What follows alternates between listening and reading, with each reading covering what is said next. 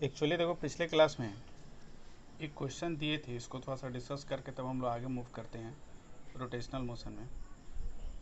और ये क्वेश्चन क्या था, तो इसमें पूछा हुआ था ए पॉइंट के अबाउट और बी पॉइंट के अबाउट टॉर्क हम लोग कैसे निकालेंगे। ठीक है, तो ये बताओ टॉर्क हम लोग कैसे निकालेंगे। ए पॉइंट के अबाउट टॉर्क निकालना था, तो अबाउट पॉइंट ए टॉर्क हम लोग कैसे निकालेंगे। तो ए के अबाउट निकालना है, तो जिसके अबाउट निकालना है वही सेंटर ऑफ रोटेशन हो जाएगा। ए के अबाउट अगर निकालोगे टॉर्क, तो ए को ही हम लोग क्या ले लेंगे, सेंटर ऑफ रोटेशन ले लेंगे। तो ये हमेशा ध्यान रखना है कि हम लोग करेंगे क्या, कि ए पॉइंट के अबाउट टॉर्क अगर हमको चाहिए तो क्या करोगे, सबसे पहले हम लोग क्या करेंगे कि यहाँ से अगर हम लोग देखें कि इस पॉइंट के अबाउट अगर टॉर्क अगर हमको चाहिए तो हम लोग क्या करेंगे कि इसको सेंटर ऑफ रोटेशन ले लिए। नेक्स्ट इसके बाद हम लोग कुछ स्टेप्स बताए थे, क्या स्टेप्स बताए थे याद है टॉर्क निकालने के लिए।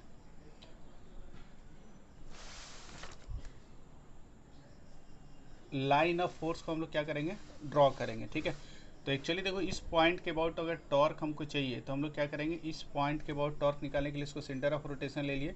फिर नेक्स्ट हम लोग क्या करेंगे, लाइन ऑफ फोर्स ड्रॉ करेंगे। तो लाइन ऑफ फोर्स कैसे ड्रॉ करोगे, तो ये जो फोर्स का डायरेक्शन है इसको एक्सटेंड कर देंगे। तो ये जो एक्सटेंड कर देंगे मतलब एक्स्ट्रापोलेट कर देंगे, तो ये जो लाइन होगा this line is called line of force, इसको हम लोग क्या बोलेंगे, लाइन ऑफ फोर्स। नेक्स्ट इसके बाद क्या बताए थे, एकदम सही है। परपेंडिकुलर कैसे ड्रॉप करोगे, तो इस तरह कुछ आ जाएगा, यहाँ से ऐसे हम लोग करेंगे कि परपेंडिकुलर ड्रॉप कर दिए, तो ये परपेंडिकुलर ड्रॉप करोगे तो इस तरह परपेंडिकुलर आ गया। तो ये वाला डिस्टेंस कितना हो जाएगा, ये वाला डिस्टेंस 5 यूनिट्स हो जाएगा। तो देयरफॉर टॉर्क का वैल्यू कितना हो जाएगा, torque equal to F into R perpendicular. और यहाँ से क्या लिख सकते हैं, एफ कितना आ जाएगा, 20 न्यूटन आ गया। आर परपेंडिकुलर कितना है, ये 5 हो जाएगा। तो ये टोटल कितना हो जाएगा, 100 न्यूटन मीटर हो जाएगा। ठीक है, तो ए पॉइंट, हाँ बोलो, कौन से दुनिया में रहते हो भाई बताओ तुम। ये कोऑर्डिनेट जीरो कभी हो सकता है, ये ओरिजिन है तो ये कोऑर्डिनेट कभी भी जीरो हो सकता है। बी से अभी हमको कोई लेना देना नहीं है, बी से मेरा कोई रिश्ता नहीं है, हम रिश्ता तोड़ दिए, हमको बी से कोई मतलब नहीं है। हमको बी से क्यों लेना देना है भाई, हमको ए से मतलब है। ये सेंटर ऑफ रोटेशन है, तो अबाउट दिस पॉइंट हम लोग क्या देखेंगे, तो ये फोर्स इस पार्टिकल पर अबाउट दिस पॉइंट कितना टॉर्क एग्जर्ट कर रहा है। तो केवल इस पॉइंट को आइडेंटिफाई करना जरूरी है और इस पॉइंट के अबाउट हम लोग टॉर्क निकालेंगे। तो इस पॉइंट के अबाउट अगर देखोगे तो यहाँ पर क्या आ जाएगा कि नेट टॉर्क हम लोग का कितना हो जाएगा, कि इसी पॉइंट के अबाउट तुमको सोचना है, फोर्स इंटू परपेंडिकुलर डिस्टेंस। तो ये हम लोग का फोर्स इधर दिया, परपेंडिकुलर डिस्टेंस ये हो गया। लेकिन ये अभी इनकम्प्लीट है, इसमें हम लोग को कंप्लीट आंसर कब निकलेगा, जब हम लोग को पता चलेगा कि इसका डायरेक्शन क्या होगा। इस टॉर्क अबाउट ए हम लोग का निकल गया, लेकिन इसका डायरेक्शन भी तुमको चाहिए। ये डायरेक्शन जब तक नहीं पता चलेगा तब तक इनकम्प्लीट आंसर है। तो डायरेक्शन कैसे निकालेंगे ये बताओ। टॉर्क इस पॉइंट के अबाउट निकालना था, तो इस पॉइंट के अबाउट ये जो फोर्स है इस पार्टिकल पर टॉर्क कितना एग्जर्ट करेगा। तो हम लोग सबसे पहला पॉइंट क्या किए, सेंटर ऑफ रोटेशन को आइडेंटिफाई किए। Next line of force draw किए। उसके बाद हम लोग क्या किए, F into R perpendicular, torque का मैग्नीट्यूड हम लोग निकाल दिए, मैग्नीट्यूड है तो एफ इंटू आर परपेंडिकुलर, और एफ कितना है 20 इंटू 5 इतना कर दिए। लेकिन मेन सबसे इंपॉर्टेंट काम क्या है, डायरेक्शन को निकालना है। डायरेक्शन एक्चुअली हम क्रॉस प्रोडक्ट वाला वीडियो डाल नहीं पाए, टाइम नहीं मिल पाया, तो हम डाल देंगे आज या कल तक। ठीक है, खैर उससे अभी कोई ज़्यादा दिक्कत नहीं होगा, लेकिन इसको समझने की कोशिश करो। तो टॉर्क का मैग्नीट्यूड निकल गया। डायरेक्शन कैसे निकालते हैं, तो डायरेक्शन निकालने के लिए बताया था कि हम लोग क्या करेंगे, जो सेंटर ऑफ रोटेशन है उसको फिक्स कर देंगे उस पॉइंट पर की स्केल, और ये फोर्स इस स्केल को कैसे घुमाएगा ये बताओ जल्दी। यार बोलोगे तब समझ में आएगा। ये जो फोर्स है इसके क्लॉकवाइज इधर लेके जाएगा, तो क्लॉकवाइज अगर घुमाएगा तो तुम सेंटर ऑफ रोटेशन पर ऐसे दिखाना दो, ऐसे दिखा दो कि ये क्लॉकवाइज घुमा रहा है। इससे तुम्हारा रिप्रेजेंटेशन भी अच्छा होगा, तुम्हारे लिए समझने में भी आसानी होगा। तो इस पॉइंट के अबाउट ये जो फोर्स है टॉर्क क्लॉकवाइज इसमें लगा रहा है, तो क्लॉकवाइज अगर टॉर्क लगा रहा है, ठीक है, तो क्लॉकवाइज अगर टॉर्क लगा रहा है तो इसके लिए हम लोग क्या करेंगे बताओ। क्लॉकवाइज का मतलब क्या, क्लॉकवाइज का मतलब होता है इन का मतलब क्या होगा, जो हम लोग देख रहे हैं तो इस प्लेन अंदर की तरफ होगा डायरेक्शन। मतलब अगर ये एक्स एक्सिस लेंगे, ये वाई एक्सिस लेंगे, ये क्लॉकवाइज जो है ये टॉर्क का इफेक्ट ऑन दिस प्लेन है। ये जो फोर्स इसके अबाउट टॉर्क एग्जर्ट कर रहा था, तो ये टॉर्क का कह सकते हो कि इफेक्ट है कि ऑन दिस प्लेन, इस एक्स वाई प्लेन में इस पार्टिकल को अबाउट दिस पॉइंट इस सेंस में रोटेट करा रहा है। ये टॉर्क का इफेक्ट है।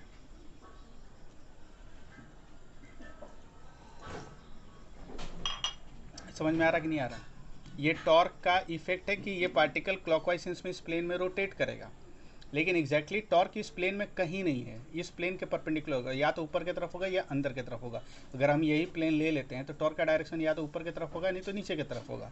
तो इस पॉइंट पर और यहाँ से पास करेगा, जो सेंटर ऑफ रोटेशन है वहीं से टॉर्क का डायरेक्शन पास करता है ऑलवेज। और इसको फील भी कराए थे क्योंकि डायरेक्शन बहुत बड़ा इंपॉर्टेंट रोल प्ले करेगा। डायरेक्शन जो है तुम लोग का बहुत बड़ा इंपॉर्टेंट रोल प्ले करेगा। ये समझ में आ रहा है क्या कर रहे हैं, डायरेक्शन कैसे निकालते हैं? तो डायरेक्शन कैसे निकालोगे बताओ जल्दी। तो अंदर मत, तो ये यहाँ पर अगर हम x बना ले, y बना ले और z एक्सिस इधर होगा प्लस z एक्सिस इधर होगा, तो माइनस z अंदर की तरफ होगा। तो यहाँ पर क्या लिखेंगे, देखो टॉर्क को, torque acting on the particle about A, मतलब कह सकते हैं ए पॉइंट के अबाउट ये 100 न्यूटन मीटर होगा, और इसको लिखेंगे माइनस k कैप। ये एग्जैक्ट डायरेक्शन है, ठीक है। तो ये टॉर्क का डायरेक्शन हम लोग, इसका और दूसरा मेथड भी है टॉर्क निकालने का, जो डायरेक्ट तुम r क्रॉस f से निकाल सकते हो, लेकिन अभी उस पर डिस्कस नहीं करें, एक ही कंसेप्ट को सीखो, ठीक है। तो टॉर्क का डायरेक्शन ऐसे हम निकाल सकते हैं, मैग्नीट्यूड भी निकल गया और क्या निकल गया, डायरेक्शन भी निकल गया, ठीक है। अब देखो हम लोग, तो डायरेक्शन निकालने के लिए सिंपल सा तरीका क्या है कि जिस जो सेंटर ऑफ रोटेशन है वहाँ एक स्केल ले लो और उस स्केल को फिक्स कर दो। जैसे कहने का मतलब क्या है कि यहाँ पर एक स्केल हम लोग ले लेंगे और उस स्केल को हम लोग क्या करेंगे, फिक्स कर देंगे। कहाँ फिक्स करोगे बताओ? उस स्केल को यहाँ लेकर यहाँ फिक्स कर दिए और इस पार्टिकल से ज्वाइन कर देते हैं। स्केल यहाँ फिक्स्ड है। अब सोचो फोर्स इसको किधर लेके जाएगा, कहीं ना कहीं लेके जाएगा। उसके टिप को, इस टिप को किधर लेके जाएगा, इधर लेके जाएगा।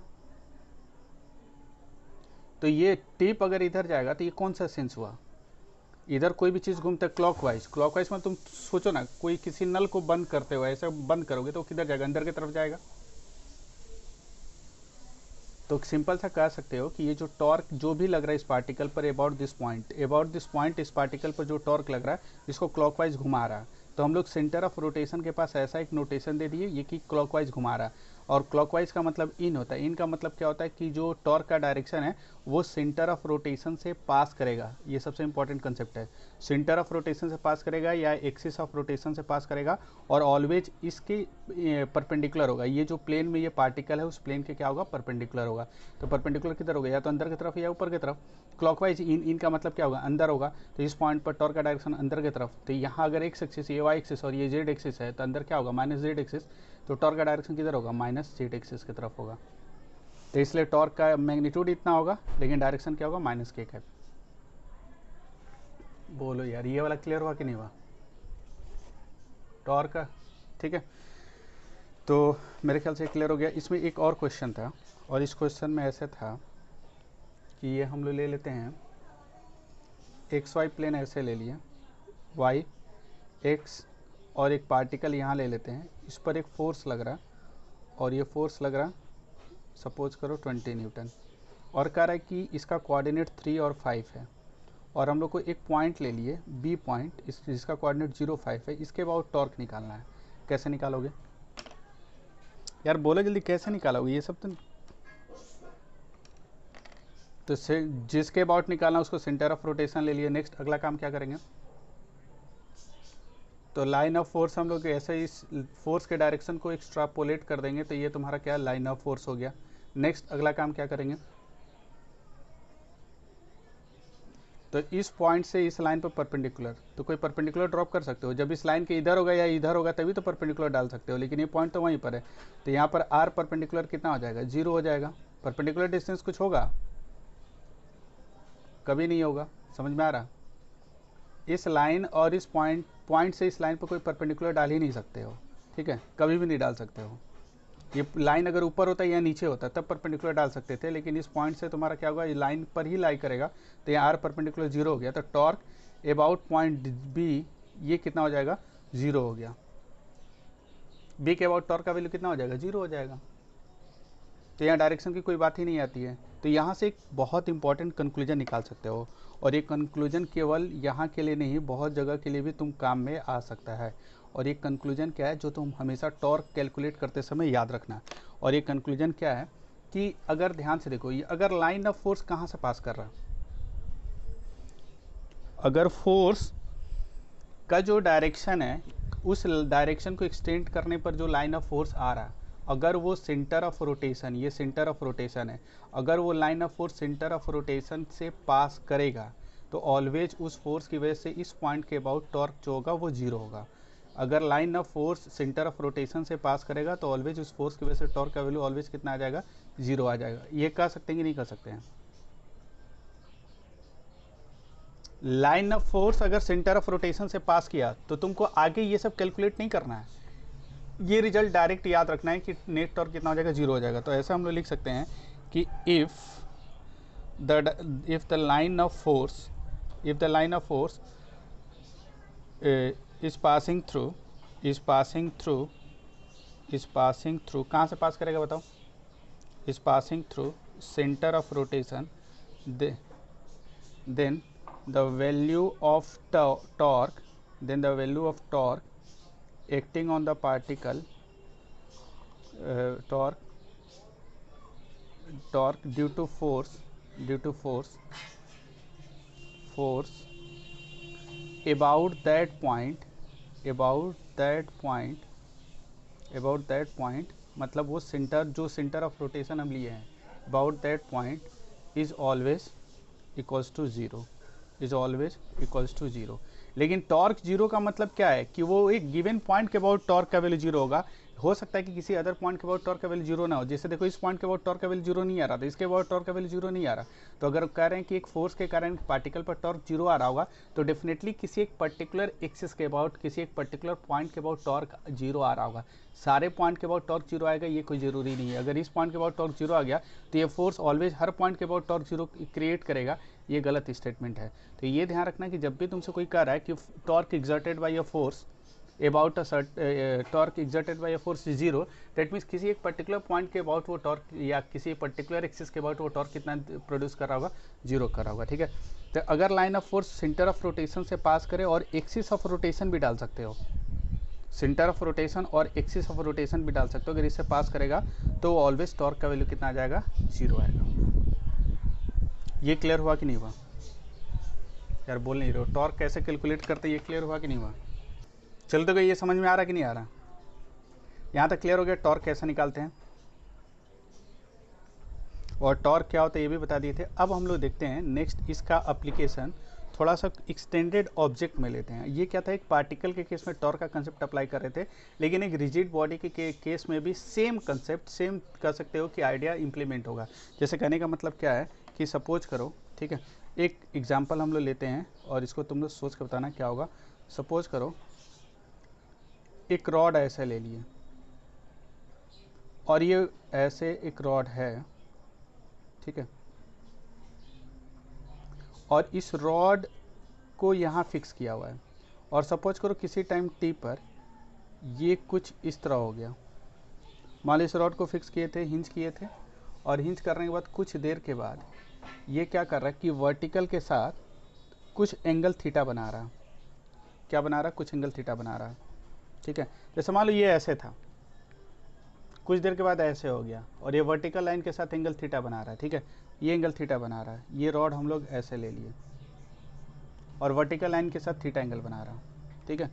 तुमसे ये पूछा है कि इस पॉइंट के अबाउट, इस पॉइंट के अबाउट सेंटर ऑफ रोटेशन ये ले लिए, पूछा ये है कि find the value of torque,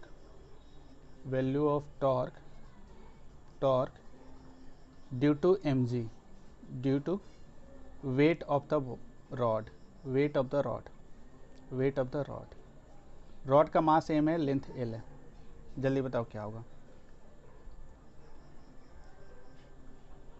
इस इंस्टेंट बताना है, एट द गिवन इंस्टेंट, इस इंस्टेंट पर तुमको बताना है कि क्या होगा जब ये थीटा एंगल बना रहा हो, मतलब थीटा एंगल पर जब है तब।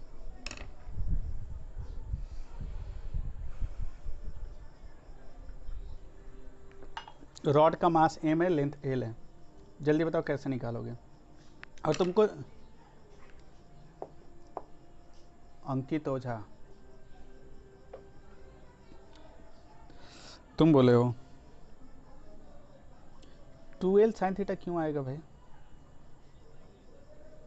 l/2 साइन थीटा एकदम सही है। चलो देखो जल्दी बताओ क्या करोगे। सबसे पहला काम टॉर्क निकालने के लिए, चाहे रिजिड बॉडी हो चाहे पार्टिकल हो, सेम कंसेप्ट हम लोग इम्प्लीमेंट करेंगे।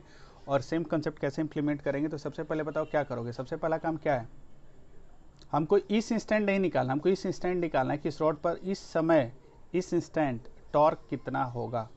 तो इस इंस्टेंट जब रॉड यहाँ से यहाँ चल के आ गया होगा, वर्टिकल के साथ थीटा एंगल बना रहा होगा, तो हमको टॉर्क का वैल्यू कैलकुलेट करना है। कैसे निकालोगे, तो सेंटर ऑफ रोटेशन हम लोग का ये हो गया, ये फिक्स किए हैं, ये सेंटर ऑफ रोटेशन हो गया। नेक्स्ट इसके बाद क्या करोगे, जो फोर्स है उसको ड्रॉ करेंगे जिसकी वजह से टॉर्क निकालना है। किसकी वजह से टॉर्क निकालना है जल्दी बताओ, तो वेट की वजह से। तब जब किसी बॉडी का डायमेंशन दे देगा ना, तो तुम वेट कहीं भी दिखा नहीं सकते हो। हम लोग न्यूटन्स लॉ ऑफ मोशन में बॉडी का वेट किसी भी पॉइंट पर ड्रॉ कर देते थे, लेकिन जब रिजिड बॉडी होगा उसका डायमेंशन दिया हो रहेगा, तो तुमको अलर्ट रहना होगा। वेट का लोकेशन तुमको सही से ढूंढना होगा। अगर वेट का लोकेशन सही से नहीं ढूंढोगे तो बहुत बड़ा गलती करोगे। तुम अपने साथ नहीं, तुम अपने फ्यूचर के साथ बहुत बड़ा गलती करोगे। तो इसलिए जब किसी भी बॉडी का डायमेंशन दिया हो और वेट को इस पर अप्लाई करना हो, तो हमेशा वो point of application of weight खोजोगे। और मेनली क्या होता है कि इस तरह के ऑब्जेक्ट के लिए जहाँ सेंटर ऑफ मास होता है वहीं वेट काम करता है। तो इस रॉड का सेंटर ऑफ मास कहाँ होगा, अगर m है, लेंथ l है। बहुत अच्छा सवाल करेगा तो पता है क्या करेगा, बोलेगा नॉन यूनिफॉर्म मास है इसका, यहाँ मास ज़्यादा यहाँ कम है, तब उस केस में तुमको थोड़ा सा दिक्कत होगा, इंटीग्रेशन का यूज करना होगा। तो ये थोड़ा सा आइडिया रखोगे। हमको सबसे पहले यहाँ तो नॉर्मल केस है, यूनिफॉर्म रॉड है। यूनिफॉर्म रॉड का मतलब इसके हर पॉइंट पर मास क्या है, हर लोकेशन पर मास का कंसंट्रेशन क्या है, सेम है। तो तुमसे पूछा क्या है कि सबसे पहले ये बताओ कि हम लोग को टॉर्क पूछा है, किसकी वजह से, इसके वेट की वजह से। तो पहला point centre of rotation. Next हम लोग फोर्स को ड्रॉ करेंगे, तभी तो लाइन ऑफ फोर्स ड्रॉ करोगे। तो किस फोर्स की वजह से निकालना है ये बताओ, वेट की वजह से। तो वेट कहाँ लगेगा, यहाँ लगेगा। मेनली कहाँ लगता है, सेंटर ऑफ मास पर लगेगा, सेंटर ऑफ मास पर लगेगा। और सेंटर ऑफ मास यहाँ कहीं एकदम एग्जैक्ट मिडिल में होगा। ये हम लोग सेंटर ऑफ मास में पढ़े थे कि एक यूनिफॉर्म रॉड है, तो उसका लेंथ के उसका जो सेंटर ऑफ मास होगा एग्जैक्ट मिडिल में होगा। तो इसका वेट किधर लगेगा, इसका वेट लगेगा mg, नीचे की तरफ लगेगा। ये थोड़ा ध्यान देने की आदत डाल लो। तो अभी ये जो टॉर्क का कंसेप्ट लगा रहे हैं पार्टिकल के लिए डेराइव किए थे, लेकिन same concept is applicable to this rigid body. इस रिजिड बॉडी के लिए हम लोग अप्लाई कर सकते हैं सेम कंसेप्ट को, ठीक है। वो पार्टिकल के लिए था, लेकिन सेम कंसेप्ट हम इस रिजिड बॉडी के लिए अप्लाई कर सकते हैं। टॉर्क कितना लगेगा, ठीक है। तो ये बताओ टॉर्क का वैल्यू कितना होगा। तो ये तो फोर्स का डायरेक्शन है, सेंटर ऑफ रोटेशन हो गया। इसके बाद line of force. Line of force किसको कहते हैं, ये जो फोर्स का डायरेक्शन है उसको एक्स्ट्रापोलेट कर देंगे। तो ऐसे एक्स्ट्रापोलेट कर दिए तो ये हम लोग का लाइन ऑफ फोर्स है। यार बोल नहीं रहे हो, ये ना लाइन ऑफ फोर्स है, ठीक है। अच्छा अंकित ये बताओ तुम कैसे बनाए हो, इस सम्स को बनाया कैसे हो, थोड़ा सा अप्रोच तुम्हारा।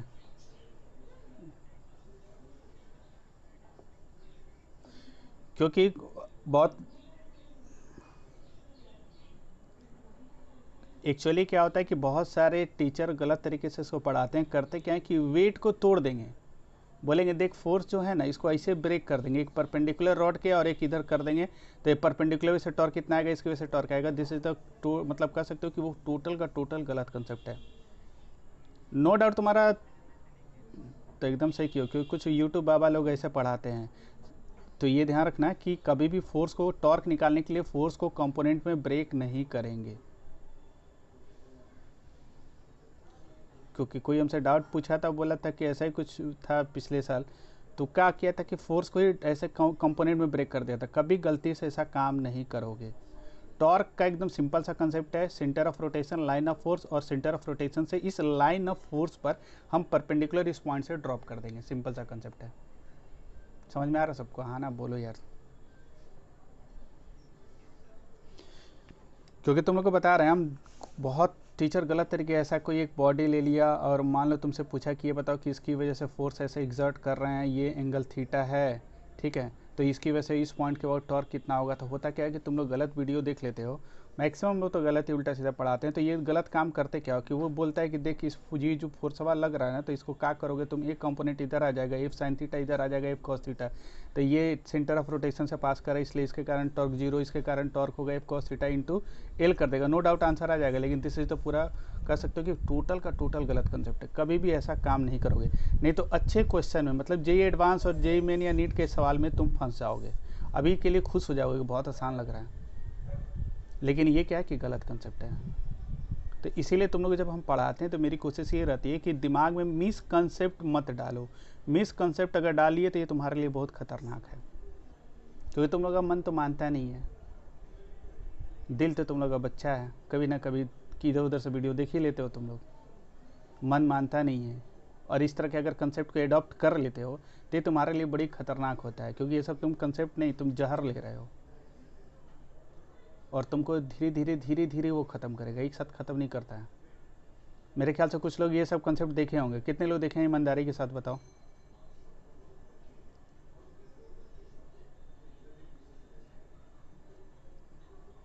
कुछ अभी बताया नहीं है, ठीक है, चिंता मत करो।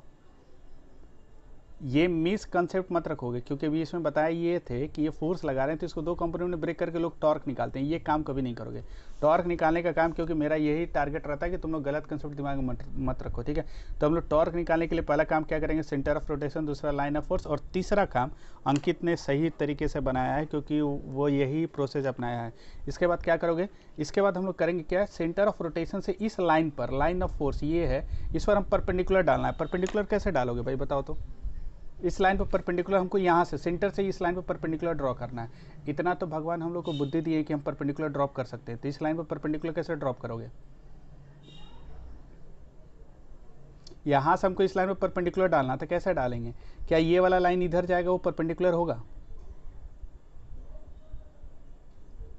या इस लाइन पर इस पॉइंट से परपेंडिकुलर नहीं ड्रॉप कर सकते हो, यही ना लाइन होगा, ये वाला लाइन, ये वाला स्ट्रेट ऐसे खींच दो एकदम सही है। तो ये आर परपेंडिकुलर हो गया, बस इतना सा चाहिए। ये हमको दिया नहीं है, एग्जामिनर कह रहा है कि भाई हम ये तुमको नहीं दिए हैं, अब तुम समझो तुम कैसे निकालोगे। कहोगे ठीक है कोई दिक्कत नहीं है, हमको पता है कि यहाँ से यहाँ तक का लेंथ कितना है, L/2 है। पूरे रॉड का लेंथ अगर L है तो सेंटर ऑफ मास और सेंटर ऑफ रोटेशन के बीच का गैप कितना होता है, L/2 होता है। तो अगर ये L/2 है तो तुमको क्या बताए थे कि L/2 को तुम ऐसे एक वेक्टर मान सकते हो, वेक्टर नहीं है लेकिन वेक्टर मान सकते हो। इसका एक कंपोनेंट जिधर थीटा बनेगा उधर कॉस कंपोनेंट आएगा, जिधर थीटा नहीं बनता उधर क्या होता है, साइन कंपोनेंट आता है। तो L/2 कितना हो जाएगा, साइन थीटा आ जाएगा। इस लेंथ को हम वेक्टर मान लिया, जबकि ये वेक्टर नहीं है। ये अगर लेंथ L/2 वेक्टर होता है तो इसका एक कंपोनेंट इधर होता है, थीटा की तरफ L/2 कॉस थीटा और इस तरफ L/2 साइन थीटा। ये अप्रोच तुम्हारे लिए बहुत काम में आएगा, इसे सम्स भी बनाना बहुत आसान होता है। और नहीं तो फिर ट्रायंगल यूज करो तो ये वाला लेंथ निकल जाएगा, L/2 साइन थीटा ही आएगा। ये राइट एंगल ट्रायंगल यूज करोगे तब भी L/2 साइन थीटा ये वाला लेंथ निकल जाएगा। लेकिन तुम लोग को बताया थे कि हमेशा ज्योमेट्री में तुम वेक्टर का कंसेप्ट यूज कर सकते हो, कंपोनेंट का कंसेप्ट यूज कर सकते हो कि if this length is L/2 then it has two components, one एक जो होगा थीटा की तरफ होगा L/2 cos थीटा, और क्योंकि जिधर थीटा होता है उधर L/2 cos थीटा होता है, इधर क्या होता है L/2 sin थीटा। ये तरीका अपना लोगे तो बहुत तुम्हारा काम आसान हो जाएगा, ठीक है। तो ये तुम्हारा क्या हो गया, R perpendicular L/2 sin theta, और ये क्या हो गया mg। R परपेंडिकुलर कितना आ गया L/2। अब ये बताओ टॉर्क का वैल्यू कितना आएगा, जल्दी बताओ। टॉर्क का magnitude about centre of rotation, इसको O ले लेते हैं। तो F इंटू आर परपेंडिकुलर, और F कितना हम लोग का बताओ, F है हम लोग का mg, और R परपेंडिकुलर कितना है L/2 sin थीटा। ये कहीं पर नोट कर लेना कि this is the misconception that कि we need to find the components of the force. Force का कंपोनेंट कभी नहीं लेते टॉर्क निकालते समय। तो टॉर्क का मैग्नीट्यूड हो गया mg into L/2 sin theta. ये क्लियर हुआ कि नहीं हुआ सबका,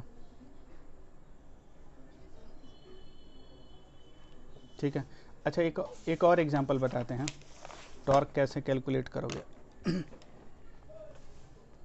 एग्जाम्पल 2 ले लेते हैं। और जैसे अभी ये बताए थे, यहाँ पर एक रॉड ऐसे दे दिया, यहाँ फिक्स कर दिया, ठीक है, और इस पर एक फोर्स एग्जर्ट कर रहे हैं इस तरह, और ये फोर्स क्या कर रहा है कि इस वर्टिकल लाइन के साथ थीटा एंगल बना रहा है। तो बोला टॉर्क कितना होगा, इसका मास m है, लेंथ l है। मास का कोई काम नहीं है, इस पॉइंट O के अबाउट टॉर्क निकालना है। जल्दी निकालो, क्या करोगे जल्दी बताओ। सबसे पहला काम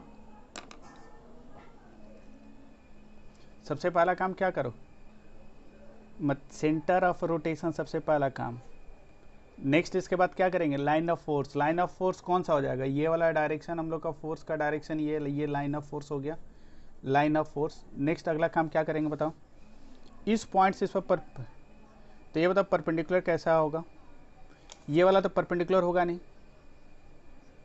ये वाला भी नहीं होगा, इधर ये तो ज़्यादा डिस्टेंस है, इधर आओगे तो ये परपेंडिकुलर होगा, ऊपर की तरफ कहीं होगा, और ऊपर की तरफ कहीं होगा तो ये वाला लेंथ हम लोग यहाँ से ऐसे कुछ ड्रॉप कर दिए, परपेंडिकुलर हो गया। लेकिन अब तुमको ज्योमेट्री का यूज़ करना है, आर परपेंडिकुलर चाहिए भाई। तुम्हारे पास दो रास्ते थे, एक रास्ता जो गलत तरीके से जाता है कंपोनेंट में ब्रेक करो, और एक सही तरीका है, थोड़ा सा दिक्कत होगा लेकिन ये सही कंसेप्ट है। तो ये जो टॉर्क होगा इस पॉइंट के अबाउट, ये जो फोर्स लग रहा है इस पॉइंट के अबाउट टॉर्क निकालने के लिए हम लोग क्या करेंगे, फोर्स इंटू आर परपेंडिकुलर। अब हमको चाहिए आर परपेंडिकुलर। आर परपेंडिकुलर निकालने के लिए हमको राइट एंगल ट्रायंगल दिख रहा है ना, उसी से निकालेंगे। राइट एंगल ट्रायंगल जब भी दिखेगा उसमें एटलीस्ट एक एंगल पता करने की कोशिश करो। ये एंगल थीटा है तो ये हम लोग जानते हैं, ये एंगल थीटा होगा तो ये एंगल भी कितना होगा, थीटा होगा। ये कितना हो जाएगा, ये लाइन और ये लाइन परपेंडिकुलर है तो ये 90 माइनस थीटा, तो ये एंगल कितना हो जाएगा, थीटा हो जाएगा। बहुत सिंपल सा, यहाँ से जंप करके यहाँ आ गया, ये थीटा है तो ये थीटा होगा। ये एंगल कितना होगा, ये लाइन और ये लाइन परपेंडिकुलर होगा, ये लाइन और ये लाइन परपेंडिकुलर, तो ये 90 है तो ये एंगल कितना हो जाएगा, थीटा हो गया। तो ये तुम्हारा पॉइंट सेंटर ऑफ रोटेशन हो गया। अब सोचो, अब ये लेंथ हम लोग का एल है, यहाँ से यहाँ तक ये एल है, तो इसको क्या बोले थे, इसको वेक्टर मान लो। तो एल का एक कंपोनेंट जिधर थीटा बनता है उधर कौन सा कंपोनेंट आता है, एल कॉस थीटा, कौन सा हो गया। लिख मत देना कि from the components of vector, तब गलत होगा। ये सिंपल तुम अपने समझने के लिए, नहीं तो ये ट्रायंगल का यूज़ करके ये लेंथ निकाल सकते हो। ये लेंथ पता है, ये थीटा पता है, तो ये लेंथ निकाल सकते हो। लेकिन अगर इसको हम लेंथ मान लिए तो यहाँ से एल कॉस थीटा ये निकालेंगे। Therefore torque due to this force कितना हो जाएगा, अबाउट पॉइंट ओ कितना हो जाएगा, F into R perpendicular. Force into कितना हो जाएगा, आर परपेंडिकुलर। अब ये बताओ फोर्स कितना है हम लोग का, एफ, आर परपेंडिकुलर कितना है, L cos theta. Torque about O निकल गया। समझ में आ रहा, एकदम सही अप्रोच को सीखो, सही तरीके को सीखो। क्यों लोगे भाई, ये तो फोर्स दे दिया है, यहाँ ड्रॉ नहीं किया था, यहाँ वेट की वजह से बोला था, तो यहाँ तुमको एक थोड़ा सा अलग से दो। ठीक है, क्लियर हुआ कि नहीं हुआ। ये लेंथ एल है और ये राइट एंगल ट्रायंगल है, तो ये एल है तो इसका ये एंगल थीटा है, तो इधर कौन सा कंपोनेंट होगा एल का, एल कॉस थीटा। इसके परपेंडिकुलर एल साइन थीटा होता है, जिधर थीटा ये एल थीटा एंगल बना रहा है इस लाइन के साथ, तो ये कंपोनेंट कौन सा होगा, एल कॉस थीटा हो गया। Centre of rotation, line of force, उसके बाद हम लोग इस पॉइंट से इस लाइन पर क्या करेंगे, परपेंडिकुलर ड्रॉप करेंगे। ये तो हो नहीं सकता है, इधर होगा नहीं, डेफिनेटली इधर होगा, तो ये परपेंडिकुलर हो गया। क्लियर हुआ, ठीक है। अब चलो देखो, यहाँ तक हम लोग टॉर्क निकालना सीख लिए हैं, मोमेंट ऑफ इनर्शिया पता चल गया है, मतलब टॉर्क का मतलब कि एक्चुअली रोटेशन किस रीजन से होता है ये हमको पता चल गया। और जब कोई बॉडी रोटेट करता है तो उसका रोटेशनल मास इफेक्टिव होता है, रोटेशनल मास का यूज होता है, ये भी हम लोग समझ चुके हैं। ठीक है, तो ये दो चीज़ हम लोग अलग से पढ़े, जो न्यूटन्स लॉज ऑफ मोशन में हम लोग को पढ़ना नहीं था। न्यूटन्स लॉज ऑफ मोशन में फोर्स और टॉर्क के बारे में, मतलब फोर्स के बारे में पढ़े थे लेकिन मास के बारे में पढ़ना नहीं था। लेकिन इसमें रोटेशनल मास और टॉर्क दो चीज़ पढ़े हैं। बोलो,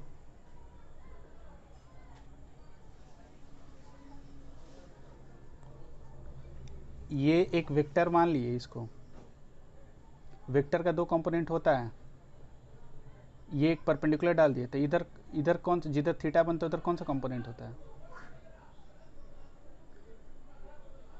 और नहीं तो फिर तुम लोग जो 9 10 में पढ़े हो, इसको मान लो, इसको ए मान लो, इसको बी मान लो, तो ये राइट एंगल ट्रायंगल हो गया। हमको क्या चाहिए था, ये वाला लेंथ चाहिए, ये पता है, ये इन तीनों को रिलेट कर दो। इन तीनों को कैसे रिलेट करोगे, ये क्या है, ये बेस है, ये परपेंडिकुलर है, ये हाइपोटेन्यूज है, तो इन तीनों को आर परपेंडिकुलर थीटा और इसको रिलेट करना है, तो कैसे रिलेट करेंगे। तो ये क्या है, बी है और ये एच है, तो कैसे रिलेट होता है, कॉस थीटा से। तो बेस कितना है, बेस है O B, O B by कितना हो जाएगा, ओ ए आ जाएगा, बेस बाई हाइपोटेन्यूज हो गया। तुम लोग एकदम इसी तरह बताना चाहिए, तब तुम लोग समझोगे। O B equal to O A cos theta. हम कहा ये सब काम करेंगे, इतना मेहनत वाला काम, ओ बी हमको चाहिए था, ओ बी मिल गया, ओ बी यही ना डिस्टेंस चाहिए था। ओ ए कितना है, एल है, एल कॉस थीटा आ गया। अब इतना काम करने जाओगे तुम, यहाँ पर शॉर्टकट में निकल के भाग गए। अब ये कैलकुलेट करना था हमको, कैसे भी कैलकुलेट करें, हमको क्या कोई थोड़ी है कि इसको दिखाना है कि कैसे कैलकुलेट कर रहे हैं। हो गया, ठीक है, यहाँ तक क्लियर हुआ कि नहीं हुआ सबका? अब देखो रोटेशनल मास हो गया और टॉर्क का कंसेप्ट हो गया। अब जो आता है, अब हम लोग लिखते हैं equation of dynamics. Equation of dynamics, और हमेशा इसको ट्रांसलेशनल मोशन या न्यूटन्स लॉज ऑफ मोशन से कंपेयर करोगे तो तुम्हारे लिए सोचना बहुत आसान होगा, ठीक है। तो इक्वेशन ऑफ डायनामिक्स, इसका प्रूव ये सब पूछता नहीं है, उतने डिटेल में नहीं जा रहे हैं, ठीक है। बस इतना ध्यान रखना कि इक्वेशन जैसे F net equal to mass into acceleration लिखते हो, ये क्या है कि अगर किसी सिस्टम पर नेट फोर्स लगेगा, ट्रांसलेशनल मोशन के केस में सिस्टम पर नेट फोर्स लगेगा तो उसको एक एक्सेलरेशन प्रोड्यूस कराता है। इन द सिमिलर वे कह सकते हो रोटेशनल मोशन के केस में अगर कोई ऑब्जेक्ट है और ये रोटेट कर रहा है, अगर ये रोटेट कर रहा है इस एक्सिस के अबाउट रोटेट कर रहा है, ठीक है, तो डेफिनेटली इस पर कुछ ना कुछ एक टॉर्क लग रहा होगा। मान लो टॉर्क का डायरेक्शन ये है, ये नेट एक्सटर्नल टॉर्क है, तो यहाँ लिख सकते हो कि, और इसका एंगुलर एक्सेलरेशन अल्फा दिया हुआ है, तो इसको लिख सकते हो net external torque equal to कितना हो जाएगा, आई अल्फा। मतलब इसको हटा दो, वेक्टर हटा दो, मैग्नीट्यूड लिख सकते हो। जैसे नेट फोर्स को रिप्लेस कौन करेगा बताओ, नेट फोर्स को रिप्लेस कौन करेगा, ये टॉर्क, और ये मास को रोटेशनल मास मतलब मोमेंट ऑफ इनर्शिया, और ए को कौन रिप्लेस करेगा, अल्फा। इस स्टेटमेंट का मतलब ये है कि अगर किसी एक बॉडी के पास एंगुलर एक्सेलरेशन वो उसको मिल रहा है तो डेफिनेटली उस पर एक नेट टॉर्क लग रहा होगा, और नेट टॉर्क और एंगुलर एक्सेलरेशन अल्फा में क्या रिलेशन है, net external torque equal to I alpha. I क्या है, moment of inertia of the rigid body about this axis of rotation, और ये टॉर्क क्या है, torque acting on the body about this axis of rotation. Sorry, torque का direction axis of rotation के along होता है, गलती यहाँ पर की है, ये टॉर्क का डायरेक्शन इधर नहीं, एक्सिस ऑफ रोटेशन के अलॉन्ग होता है, ठीक है। बस ये स्टेटमेंट याद रखना है कि net external torque equal to I alpha. और वेक्टर फॉर्म इसका क्या होगा, वेक्टर फॉर्म भी ऐसे लिख सकते हो, आई अल्फा वेक्टर, लेकिन वेक्टर फॉर्म हम लोग यूज नहीं करते हैं, कौन सा फॉर्म यूज करेंगे, स्केलर फॉर्म। एकदम एग्जैक्टली वही इक्वेशन है जो न्यूटन्स लॉज ऑफ मोशन में था, केवल ये टॉर्क के फॉर्म में, ये नेट फोर्स के टर्म में था, बाकी सारा चीज़ आइडेंटिकल है,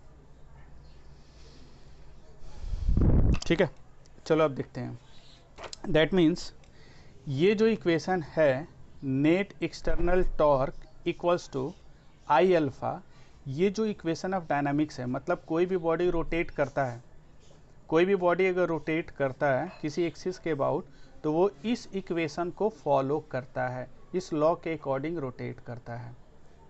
ये जो मैथमेटिकल इक्वेशन है, इस मैथमेटिकल इक्वेशन के अकॉर्डिंग कोई बॉडी क्या करता है, किसी एक्सिस के अबाउट वो क्या करता है, रोटेट करता है। बस ये सिंपल सा कंसेप्ट याद रखना। मतलब एक बॉडी के पास अगर अल्फा आ रहा है, ठीक है, तो अल्फा आने का कारण क्या होगा, नेट एक्सटर्नल टॉर्क, या सिंपल कह सकते हो नेट एक्सटर्नल टॉर्क होगा तो उस बॉडी में एक एंगुलर एक्सेलरेशन प्रोड्यूस करेगा, दैट इज कॉल्ड अल्फा, ठीक है। ये क्लियर हुआ कि नहीं हुआ? दैट मीन्स अगर हम लोग कहें कि ये जो इक्वेशन है, तो इस इक्वेशन को तुमको समझना हो तो कुछ एग्जांपल्स लेते हैं, तब तुमको ये और अच्छे तरीके से क्लियर होगा, ठीक है।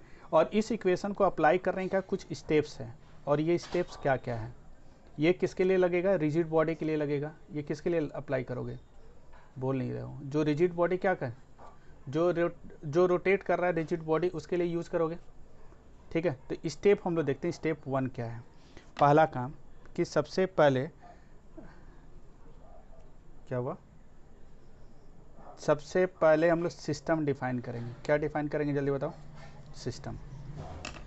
सेकेंड स्टेप क्या है, सम्स कराएंगे तो ये और डिटेल में क्लियर होगा, लेकिन अभी बस केवल स्टेप्स याद करो, याद करना। स्टेप 2 क्या है कि सेंटर ऑफ रोटेशन और एक्सिस ऑफ रोटेशन डिफाइन करेंगे, या मतलब आइडेंटिफाई करेंगे, ठीक है।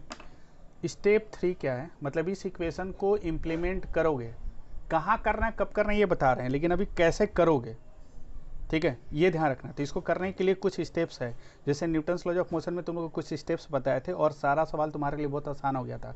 एकदम उसी तरह का इक्वेशन हम लोग के पास रोटेशनल मोशन में है, और इसको यूज कैसे करोगे तो उसके लिए कुछ स्टेप्स है। जो स्टेप्स बता रहे हैं अकॉर्डिंग टू दैट सीक्वेंस तुमको क्या करना है, उसी तरह सोचना है।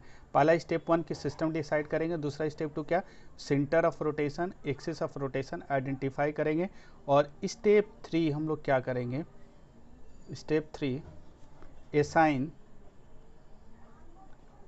Alpha and omega vector to the rigid body, to the rigid body, to the rigid body, about to the rigid body. बस मतलब उसका एंगुलर एक्सेलरेशन और ओमेगा के डायरेक्शन को शो करना है। ठीक है, स्टेप 4 देखो, स्टेप 4 में हम लोग क्या करेंगे, स्टेप 4 में, ठीक है, then apply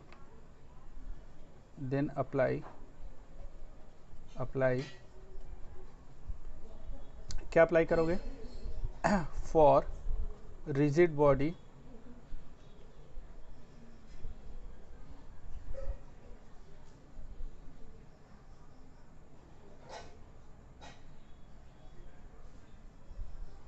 rigid body, then apply for rigid body, क्या अप्लाई करोगे, net external torque equals to I alpha. Net external torque axis of rotation के अबाउट, मोमेंट ऑफ इनर्शिया उसी एक्सिस ऑफ रोटेशन के about. ठीक है, ये ध्यान रखना। इसके बाद स्टेप 5 क्या करेंगे, स्टेप 5 में बॉडी के बाद अब सीधे हम लोग आ जाएंगे सेंटर ऑफ मास के बारे में कंसर्न होना होगा। Centre of mass, equation for centre of mass, equation of centre of mass. और ये जो टॉपिक हम लोग पढ़ रहे थे, कौन सा टॉपिक याद है, भूल गए हो, कौन सा टॉपिक है, बोल नहीं रहे हो, कौन, प्योर रोटेशनल मोशन वाला टॉपिक है। और प्योर रोटेशनल मोशन में कोई भी डायनामिक्स, अगर कोई बॉडी रोटेट कर रहा तो उसके पीछे इस मैथमेटिकल इक्वेशन है, इस मैथमेटिकल इक्वेशन को फॉलो करके वो रोटेट कर रहा, और इस इक्वेशन को अप्लाई करने का तरीका क्या है, ये सारा कुछ स्टेप्स है। स्टेप 1 क्या है, सिस्टम डिफाइन करेंगे। स्टेप 2 क्या, सेंटर ऑफ रोटेशन या एक्सिस ऑफ रोटेशन।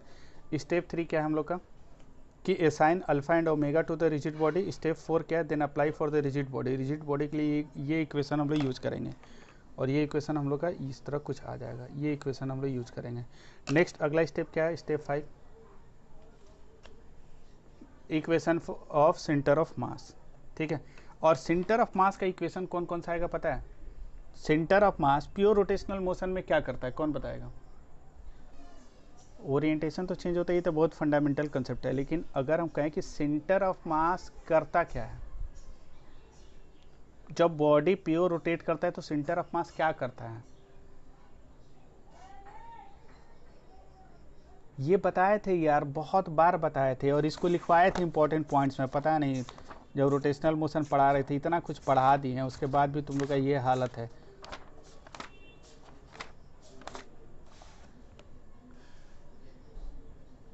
क्या लिखवाए थे, ये याद है कुछ, क्या लिखा हुआ है, पढ़ो बोलो।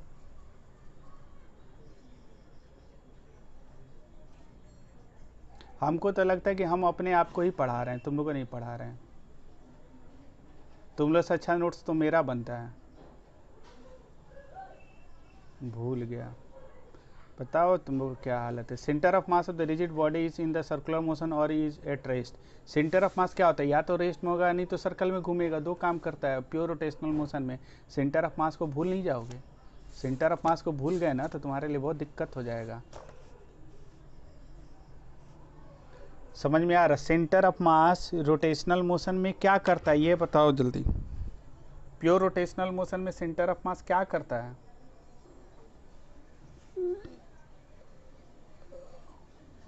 नहीं तो क्या होगा, रेस्ट और इन सर्कुलर मोशन दो काम करेगा। सर्कुलर मोशन, अगर वो रिजिड बॉडी का सेंटर ऑफ मास रेस्ट में है, तो रेस्ट में है तो तुमको कुछ नहीं सोचना है। अगर वो रिजिड बॉडी का सेंटर ऑफ मास अगर रेस्ट में है तो तुमको कुछ भी नहीं सोचना है।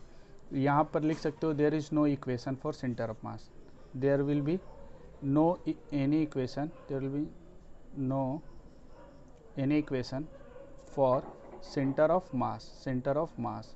ठीक है, और पता नहीं कोई आज बता रहा था कि सर कुछ जगह तो ऐसा ही पढ़ाई होती है कि सेंटर ऑफ मास पढ़ाया नहीं जाता है, रोटेशनल हो जाता है और सेंटर ऑफ मास होता ही नहीं है, मतलब रोटेशनल के बाद सेंटर ऑफ मास पढ़ाता है। मतलब सोचो कुछ कुछ टीचर यहाँ के क्या गजब इंसान है सब। मतलब रोटेशनल पूरा हो जाएगा तब सेंटर ऑफ मास पढ़ाएगा। ये वही बात हो गया कि जूता पहन ले उसके बाद उसके ऊपर से मोजा पहन रहे हो जूता के ऊपर से, मतलब ऐसा ऐसा सब बताओ क्या हालत है। देयर विल बी, तो सही बता रहा हूँ, वही काम कर रहा है सब। हम तो देखते ही हैं, तुम लोगों को बहुत लोग हीट पढ़ाने लगेगा, चाहे जो कुछ भी है पढ़ाने लगेगा, मतलब फ्रिक्शन पढ़ा देगा, न्यूटन्स लॉज ऑफ मोशन बाद में पढ़ाएगा।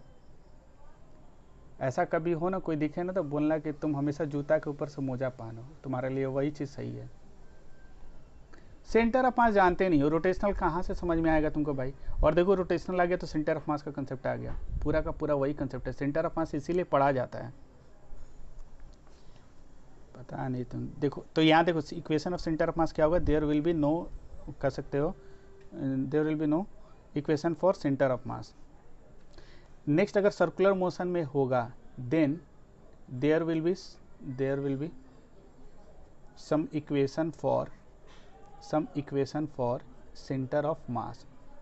ये जो सीक्वेंस बता रहे हैं ना, तुम इस सीक्वेंस को ध्यान में रखोगे ना, अगर ये सीक्वेंस को ध्यान में रखोगे तो ये हमेशा ध्यान में रखना कि कभी भी तुमको सोचना नहीं पड़ेगा। सम इन्फिनाइट आ सकता है, लेकिन ये जो तुमको सीक्वेंस बताएं वो एक ही सीक्वेंस है, एक ही आइडिया, एक ही कंसेप्ट है। और प्योर रोटेशनल का कोई भी सवाल आएगा तुम आंख बंद करके उसका आंसर निकाल सकते हो, केवल ये वाला ध्यान रखोगे तब। बस इतना ही ध्यान रखना और कुछ नहीं, ठीक है। बस कोई कैसा भी सवाल हो, जे एडवांस हो, चाहे ओलंपियाड का सवाल हो, चाहे कहीं का भी हो, ठीक है, वो तुम आराम से कर सकते हो। बस इस सीक्वेंस को ध्यान रखना। नेक्स्ट हम लोग सर्कुलर मोशन के लिए क्या इक्वेशन लिखोगे, then there will be some equation for centre of mass. और कौन कौन सा इक्वेशन होगा, तो ये बताओ कि अगर हम देखें कोई बॉडी अगर सर्कुलर मोशन, अगर कोई प्योर रोटेशनल मोशन शो कर रहा है, सपोज करो एक रिजिड बॉडी ले लेते हैं जो प्योर रोटेशनल मोशन शो कर रहा है, ठीक है, इस तरह का।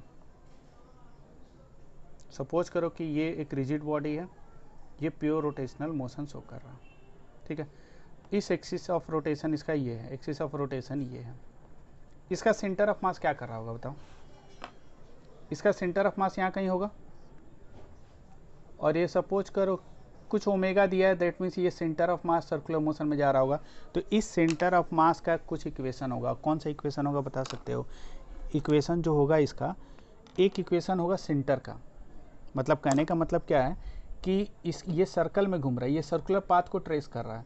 तो सर्कल में कोई भी पार्टिकल होता है तो उसके पास दो तरह का एक्सेलरेशन होता है, एक सेंटर की तरफ होता है दैट इज कॉल्ड AC, और एक इस तरह का एक्सेलरेशन होता है दैट इज कॉल्ड AT। और ये बता चुके हैं, कोई पार्टिकल सर्कल में होता है तो उसके पास दो एक्सेलरेशन होता है, एक सेंटर की तरफ होता है, क्या होता है, एक जिस सेंस में टेंजेंशियल होता है तो AC होगा और AT होगा। तो एक क्या होता है कि फॉर सेंटर का एक इक्वेशन होता है, सेंटर का इक्वेशन क्या होगा, मतलब सेंटर की तरफ का इक्वेशन क्या होगा कि उस बॉडी पर लगने वाला net force equal to mass into AC लिख सकते हो। एंड फॉर टेंजेंशियल डायरेक्शन के लिए क्या लिख सकते हो, टेंजेंशियल डायरेक्शन के लिए भी एक इक्वेशन लिख सकते हो, न्यूटन्स लॉज ऑफ मोशन वाला। कौन सा इक्वेशन क्योंकि ये तो एक पार्टिकल है ना, इसके लिए टॉर्क का कोई कंसेप्ट यूज नहीं करेंगे, इसके लिए हम लोग कौन सा यूज करेंगे, सर्कुलर मोशन का कंसेप्ट यूज करेंगे। क्योंकि कोई भी रिजिड बॉडी हो तो सेंटर ऑफ मास या तो रेस्ट में तो कोई दिक्कत ही नहीं, केवल बॉडी का इक्वेशन आएगा, केवल बॉडी का इक्वेशन आएगा। लेकिन अगर वो सेंटर ऑफ मास रेस्ट में नहीं है, सर्कुलर मोशन में है, तो तुम्हारे पास दो इक्वेशन आएगा। एक तो बॉडी का इक्वेशन लिखोगे, ये वाला equation, net torque equal to ICM मतलब I axis of rotation alpha. और उसके बाद सेंटर ऑफ मास को तुमको भूल गए तो तुम्हारे लिए दिक्कत होगा। उसका इक्वेशन अगर नीड है तो लिखना पड़ेगा, और उस इक्वेशन से भी कुछ पैरामीटर हमको मिलता है। तो हम रिजिड बॉडी का इसका इस पूरे बॉडी का इक्वेशन तो लिखेंगे रोटेशनल मोशन का, लेकिन साथ ही साथ जो सेंटर ऑफ मास है उसका भी इक्वेशन लिखेंगे। और सेंटर ऑफ मास क्या होता है, सर्कल में घूमता है और इसके पास दो एक्सेलरेशन होता है, एक सेंटर की तरफ होता है, एक AT होता है। AT हो भी सकता है, नहीं भी हो सकता है, लेकिन AC हमेशा होगा। तो इसका एक सेंटर फॉर सेंटर के डायरेक्शन का इक्वेशन क्या आएगा, F net equal to mass into AC, और AC कितना होता है R ओमेगा स्क्वायर। और टेंजेंशियल डायरेक्शन के लिए क्या लिखोगे, F net equal to mass into AT, दो इक्वेशन आएगा। इसका मतलब सेंटर ऑफ मास के लिए भी दो इक्वेशन आएगा, एक क्या होगा सेंटर के लिए और एक टेंजेंशियल डायरेक्शन के लिए।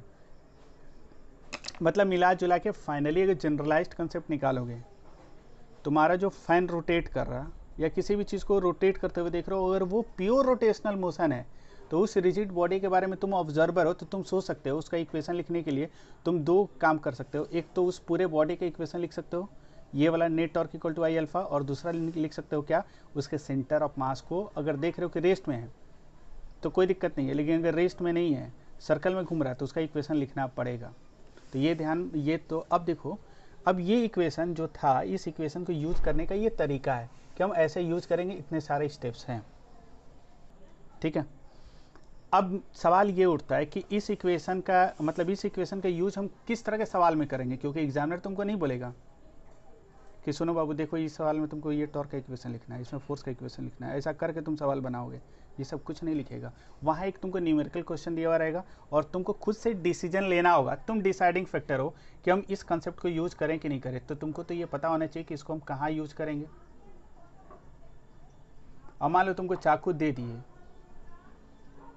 और तुम मंगल ग्रह से आए हो, तुमको कोई आइडिया नहीं, हम बोले दीवार तोड़ो, चाकू से दीवार तोड़ रहे तो क्या होगा, टूटेगा। तुमको आपको तो यूज बताना होगा ना कि चाकू का यूज क्या है। हम बता दिए कि किसी इंसान का गला काट सकते हो, तो क्या करोगे, गला काटना शुरू कर दोगे। तो फाइनली क्या होगा, हमको तो अच्छा अच्छे सिखाना होगा कि सब्जी काटोगे। इन द सिमिलर वे ये इक्वेशन हम लोग के पास है, तो इस इक्वेशन का यूज हम कहाँ करेंगे ये तो हमको पता होगा, तब तो इसका यूज कर पाएंगे। अब चाकू का यूज दीवार के लिए नहीं कर सकते हो, गर्दन काटने के लिए नहीं कर सकते हो, उसी तरह इस इक्वेशन का यूज हम कहीं नहीं कर सकते। हमको तो पता होना चाहिए कि इसको कहाँ यूज करेंगे। अगर पता चल गया कि हमको यहाँ यूज करना है, तब हम इस पर सोचेंगे, ये सारे स्टेप पर सोचेंगे। भाई पता चल गया कि ऐसे करेंगे, ठीक है। अब मालूम हुआ कि अब चाकू से हमको पता चल गया सब्जी काटना है, लेकिन जिधर से काटने वाला पार्ट है उसी को हम हाथ में पकड़ लिए और प्लास्टिक वाला पार्ट से लगे काटने, सब्जी कटेगा यार, बोल ही नहीं, कट सकता है, हाथ ही कट जाएगा। तो उसी तरह ये इक्वेशन अगर हमको पता चल गया कि यहाँ अप्लाई कर सकते हैं, तब इसको अप्लाई करने का तरीका जो है कि हमको किस तरह पकड़ना है, तो वो सारा स्टेप्स ये वाला है। अगर ये सारा स्टेप या ये सारा एल्गोरिदम, ये सारा सीक्वेंस अगर तुम्हारे दिमाग में बैठा हुआ है, प्योर रोटेशनल मोशन है, हम इतनी सारी चीज़ों को अप्लाई करेंगे, वो डेफिनेटली सवाल बनेगा। अगर नहीं बना तो हम कहीं सिली मिस्टेक किए हैं, कहीं कैलकुलेशन में गलती किए हैं, और अदरवाइज कंसेप्ट में कोई गलती नहीं है। समझ में आ रहा है कि नहीं आ रहा है ये बताओ। लेकिन अभी भी तुम लोग को बहुत अभी एक चीज़ नहीं बताएं कि इसको यूज कहाँ करोगे। तो इसको यूज कहाँ करोगे, मेनली देखो क्या होगा, जब भी अल्फा से रिलेटेड कोई प्रॉब्लम आ गया, मतलब problems related to alpha, problems related to alpha अगर आ गया और टॉर्क आ गया, ये दो तरह का सवाल अगर तुमसे पूछ दिया, ठीक है, अगर ये दो तरह का अगर सवाल पूछ दिया, तो अल्फ़ा निकालने का तरीका एक होता है कि काइनेमेटिकल इक्वेशन से अल्फ़ा निकालते हैं। काइनेमेटिकल इक्वेशन से हम लोग अल्फ़ा निकाल सकते हैं। काइनेमेटिकल इक्वेशन क्या होता है, याद है कुछ, omega equal to omega naught plus alpha T, ये सबसे अल्फ़ा निकल जाएगा। और दूसरा क्या होता है, इक्वेशन ऑफ डायनामिक्स से अल्फ़ा निकलता है। किससे निकलता है, इक्वेशन ऑफ डायनामिक्स। अल्फ़ा निकालने का दो तरीका है, एक तो ये सब दिया रहेगा तो इससे अल्फ़ा निकल जाएगा, और दूसरा तरीका क्या है अल्फ़ा निकालने का, जो इक्वेशन ऑफ डायनामिक्स मतलब net external torque equal to I alpha. अब सिचुएशन अगर ऐसा दिया रहेगा तो ऐसे अल्फ़ा निकालोगे, ऐसा दिया रहेगा मतलब कुछ नहीं दिया है, बोल दिया find the alpha, find alpha, और ये सब नहीं दिया हुआ है, तो तुमको आंख बंद करके ये कंसेप्ट यूज़ करना होगा, ये आइडिया यूज़ करना होगा, ठीक है। अब इसको थोड़ा सा एक एक एग्जाम्पल से समझते हैं। यार बोल नहीं रहा, समझ में आ रहा कि नहीं आ रहा, तो एक एक एग्जाम्पल से समझते हैं। एग्जाम्पल 1 ले लेते हैं।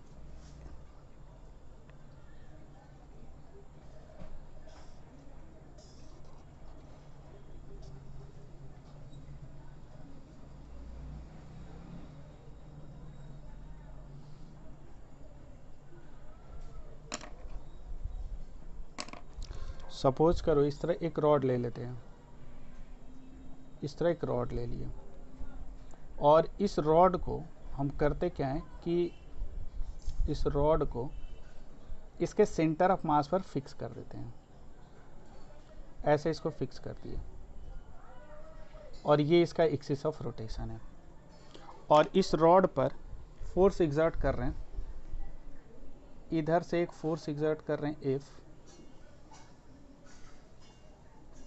और इस पॉइंट पर एक फोर्स एग्जर्ट कर रहे हैं एफ, और ये हाँ दोनों परपेंडिकुलर है। और ये वाला लेंथ दिया हुआ है यहाँ से यहाँ सेंटर से, ये L/2 डिस्टेंस पर है, L/2 डिस्टेंस पर इधर से फोर्स एक्सर्ट कर रहे हैं, ठीक है। और यहाँ फिक्स्ड किया हुआ है, ठीक है। और तुमसे पूछा ये है, क्वेश्चन ये दिया है कि find the angular acceleration of the body, इस बॉडी का एंगुलर एक्सेलरेशन क्या होगा ये पता करना है। ये भी परपेंडिकुलर लग रहा, ये भी परपेंडिकुलर लग रहा। कह रहे कि इस रॉड पर, मतलब सिंपल से ऐसे समझो, एक रॉड को ऐसे हम फिक्स कर देते हैं, एक रॉड को हम यहाँ पर ऐसे फिक्स कर दिए, यहाँ फिक्स कर दिए, यहाँ पर एक फोर्स यहाँ से लग रहा है और एक फोर्स यहाँ से लग रहा है और ये ऐसे रोटेट कर रहा है। पूछा है कि इसका एंगुलर एक्सेलरेशन क्या होगा। जो एंगुलर एक्सेलरेशन पूछा है मतलब इंस्टेंटेनियस पूछा है, एवरेज नहीं पूछा है, मतलब उसी इंस्टेंट पूछा है। तो इस रॉड का एंगुलर एक्सेलरेशन कितना होगा। तो देखो एक्चुअली हम लोग जो स्टेप्स बता रहे हैं, सबसे पहला काम क्या करोगे, स्टेप 1 सिस्टम डिफाइन करेंगे। तो हम लोग के लिए सिस्टम कौन होगा, रॉड। एक एक स्टेप समझा रहे हैं, एक एक स्टेप समझो, सम्स कैसा भी आएगा वो बन जाएगा, ठीक है। सेकेंड स्टेप क्या है जल्दी बताओ, सेंटर ऑफ रोटेशन और एक्सिस ऑफ रोटेशन को आइडेंटिफाई करेंगे। सेंटर ऑफ रोटेशन कौन सा होगा, ये वाला सेंटर ऑफ रोटेशन होगा, ये वाला पॉइंट आइडेंटिफाई कर लिए। तीसरा स्टेप में एक लाइन और लिख देते हैं, ABD plus alpha and omega का डायरेक्शन, ABD लिखे हैं। फ्री बॉडी डायग्राम, स्टेप 3 में सबसे पहला काम क्या करोगे, free body diagram and then assign alpha and omega. Step 3 में क्या करोगे, ABD बनाओगे। ABD का मतलब क्या है कि इस रॉड पर कौन कौन सा फोर्स लग रहा है, ये बताओ कौन कौन सा फोर्स लग रहा है।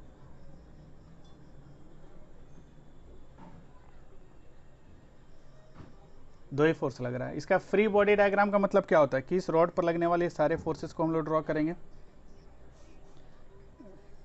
कैंसिल हो जाएगा वो अलग बात है, लेकिन एक नॉर्मल हम लोग ड्रॉ करेंगे, नॉर्मल यहाँ लगेगा और दूसरा mg इसके सेंटर ऑफ मास पर ही लगेगा, mg यहाँ लगेगा, ठीक है। ये क्लियर हुआ कि नहीं हुआ, ठीक है। अच्छा एक काम करो, एक और काम करते हैं हम लोग, इस वाले फोर्स को हम 2F ले लेते हैं, मान लो इस वाले फोर्स को हम लोग क्या मान लिए, 2F मान लेते हैं। और ये वाला फोर्स हम लोग का कितना है, F है। थोड़ा सा पहला एग्जाम्पल है, थोड़ा ध्यान से समझोगे। एक डिस्कशन कर रहे हैं, एकदम पूरा ढंग से समझने की कोशिश करो, बहुत आराम से डिस्कस करेंगे क्योंकि ये कंसेप्ट बिल्डअप करना बहुत ज़रूरी है, ठीक है। एक रॉड ले लिए, यहाँ फोर्स F लगा रहे हैं, यहाँ फोर्स 2F लगा रहे हैं, ये L/2 डिस्टेंस पर है, ये L डिस्टेंस पर, ये 2F लग रहा है, ठीक है। तो हम लोग ABD बना रहे थे, तो ABD बनाते समय हम लोग के पास टोटल फोर्सेस कितना लग रहा है, एक F लग रहा है, 2F लग रहा है। नॉर्मल कहाँ से पास करेगा, नॉर्मल मेनली हम लोग मैक्सिमम केसेस में सेंटर ऑफ मास से ही पास करता है, तो नॉर्मल यहाँ से पास करेगा। इस रॉड का एक वेट mg नीचे लगेगा, ये तो क्लियर हो गया यार, बोल नहीं रहो। टोटल फोर्सेस कितना लग रहा है, ABD बनाओगे ना, थर्ड स्टेप क्या है, ABD बनाएंगे, बोलो। ये तो क्लियर हो गया। लेकिन एक मिनट के लिए सेंटर ऑफ मास के बारे में सोच के देखो, तो सेंटर ऑफ मास कैसा पॉइंट है। शायद याद होगा हम बताए थे कि centre of mass leading point होता है, वो लीड करता है पूरे बॉडी। अगर इस रॉड के ट्रांसलेशनल, ठीक है रोटेट कर रहा, नो डाउट रोटेट कर रहा, हमको कोई दिक्कत नहीं है, लेकिन ये जो बॉडी पर फोर्स जब भी लगता है, एक रिजिड बॉडी पर जब भी फोर्स लगता है, तो वो फोर्स उस बॉडी को क्या करता है पता है। ये बहुत वाइटल पॉइंट है, किसी को बताना मत, नहीं ना बताओगे।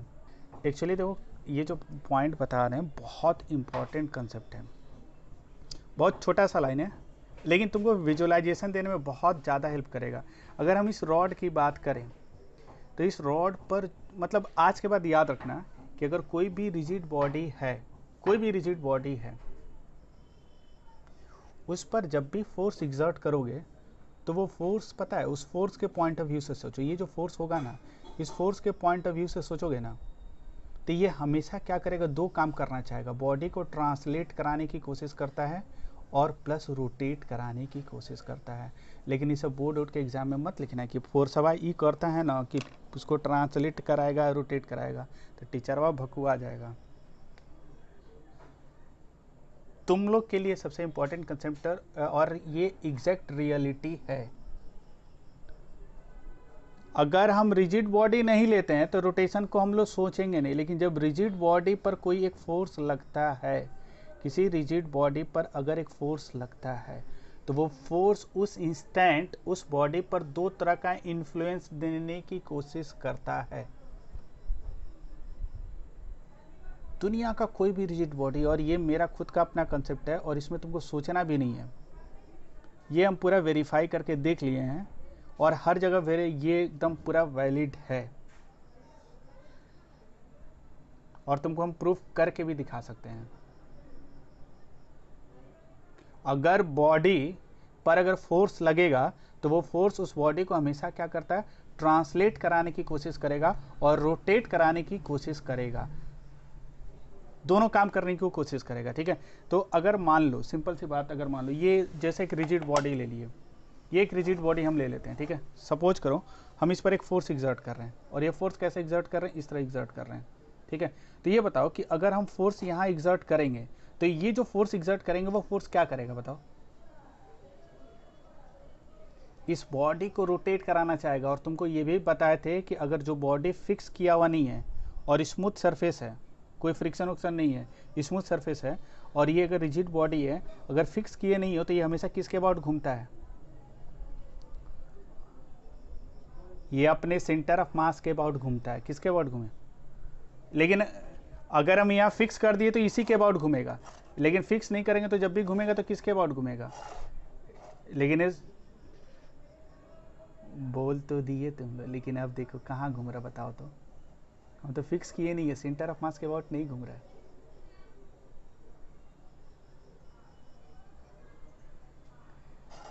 यहाँ फ्रिक्शन लग रहा है, हम स्मूथ सरफेस की बात कर रहे हैं।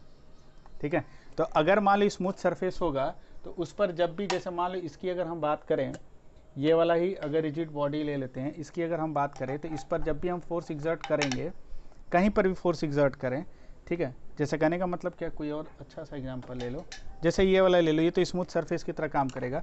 अब अगर ये देखो यहाँ फ्रिक्शन का इफेक्ट बहुत ज़्यादा नहीं होगा, तो जब भी फोर्स एग्जर्ट करेंगे तो ये घूमेगा, तो किसके अबाउट घूमेगा? ये घूमे सेंटर ऑफ मास के अबाउट घूमेगा। एक्चुअली ये थोड़ा सा बहुत ज़्यादा स्लिपरी रहता है ना, तब और अच्छे से समझ में आता है। जैसे यहाँ देखो, इस पर अगर हो सकता है ऐसे है, इस तरीके से अगर फोर्स एग्जर्ट करेंगे तो अभी भी नहीं कर रहा क्योंकि ड्यू टू फ्रिक्शन। कोई भी बॉडी, अगर इतना ध्यान रखना है, यहाँ पर हम दिखा नहीं पा रहे हैं, लेकिन जब भी कोई बॉडी अगर, अब बस यही काम बच गया है कि यही फ्रिक्शन का इफेक्ट अगर कम होता है ना तो कोई दिक्कत नहीं होता। जैसे इसी को देख सकते हो यहाँ पर भी, लेकिन यहाँ भी फ्रिक्शन लगेगा ही, लेकिन ये कर रहा है, देखो ये अपने सेंटर ऑफ मास के अबाउट ही घूमेगा। क्या? खैर उसको छोड़ दो, दिमाग मत लगाओ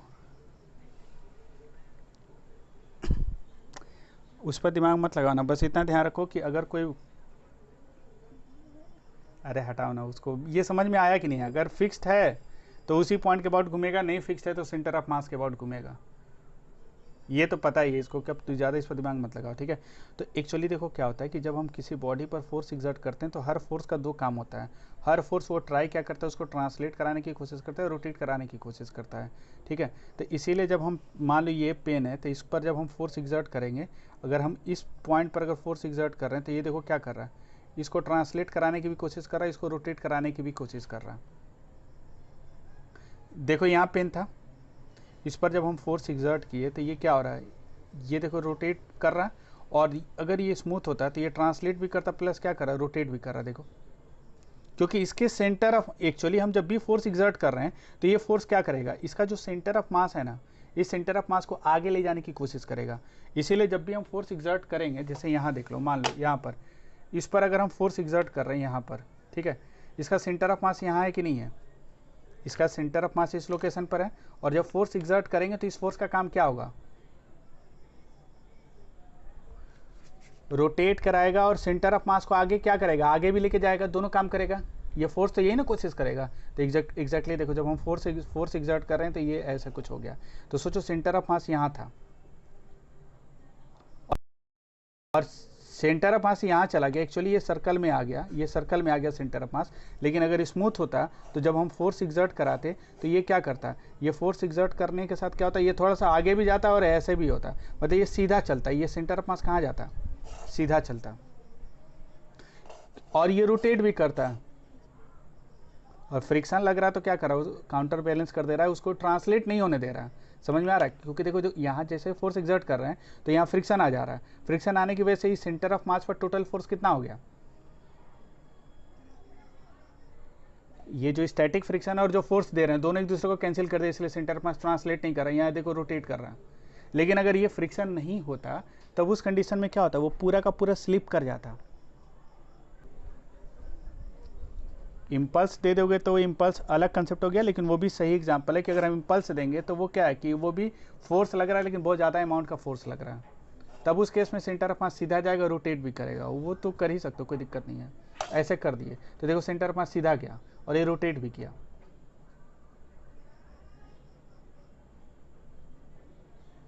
समझ में आ रहा कि नहीं आ रहा? तो एग्जैक्टली देखो यहाँ पर क्या हो रहा है कि जो फोर्स एक्सर्ट कर रहे हैं वो सेंटर ऑफ मास को क्या क्या करना चाहता है, यहाँ फोर्स एग्जर्ट करे तो सेंटर वो क्या करेगा, दो काम कर रहा है, इस बॉडी को क्या करना चाहेगा। और ट्रांसलेशनल की जब बात करेंगे तो किससे हमको मतलब रहेगा, देखो एकदम थोड़ा सा शांति से समझो, बहुत इंपॉर्टेंट कंसेप्ट है और ये पूरे क्लास 12 तक अप्लाई होगा रोटेशनल का कंसेप्ट, इसलिए इसको सही समझने की कोशिश करो। ये फोर्स एग्जर्ट कर रहे हैं तो ये फोर्स क्या करेगा, सेंटर ऑफ मास को आगे ले जाएगा, और प्लस इसको अगर ये टॉर्क अगर दे रहा है सेंटर ऑफ रोटेशन के अबाउट, मतलब सेंटर ऑफ मास के अबाउट टॉर्क देगा तो इसको घुमाएगा भी, ये दोनों काम करने की कोशिश करेगा। तो एग्जैक्टली जब फोर्स को यहाँ एग्जर्ट कर रहे हैं तो क्या हो रहा है, ये सेंटर ऑफ मास को आगे ले जाने की काम कर रहा है, यहाँ से यहाँ डिस्प्लेस हुआ। थोड़ा सा अगर हम टाइम ले लें, फ्रिक्शन को निगलेक्ट करें तो ये देखो थोड़ा सा क्या हो रहा है, सीधा जा रहा है प्लस रोटेट भी कर रहा है। तो एक फोर्स क्या कर रहा है, एक फोर्स क्या कर सकता है, जल्दी बताओ। रिजिड बॉडी पर जब भी फोर्स लगेगा तो उसका काम क्या है, दोनों काम कराएगा। या वाला कंडीशन मत लगाओ, लैंग्वेज खराब मत करो, वो दोनों काम करेगा, वो ट्रांसलेट भी कराएगा प्लस क्या करेगा, रोटेट भी कराएगा। और ट्रांसलेशनल का मतलब सेंटर, एक जरूरी नहीं है लेकिन वो हमेशा ट्राई तो करेगा, और दोनों एक साथ इसमें हो रहा है, इसमें तो होगा। अगर मान लो हम इम्पल्स दे दिए, बहुत ज़्यादा फोर्स अगर देते हैं, फ्रिक्शन से ज़्यादा हो गया, तो देखो क्या हुआ, सेंटर ऑफ मास सीधा गया कि नहीं गया, यहाँ था, यहाँ सेंटर ऑफ मास सीधा गया कि नहीं गया, और ये रोटेट किया कि नहीं किया, तो दोनों काम किया कि नहीं किया।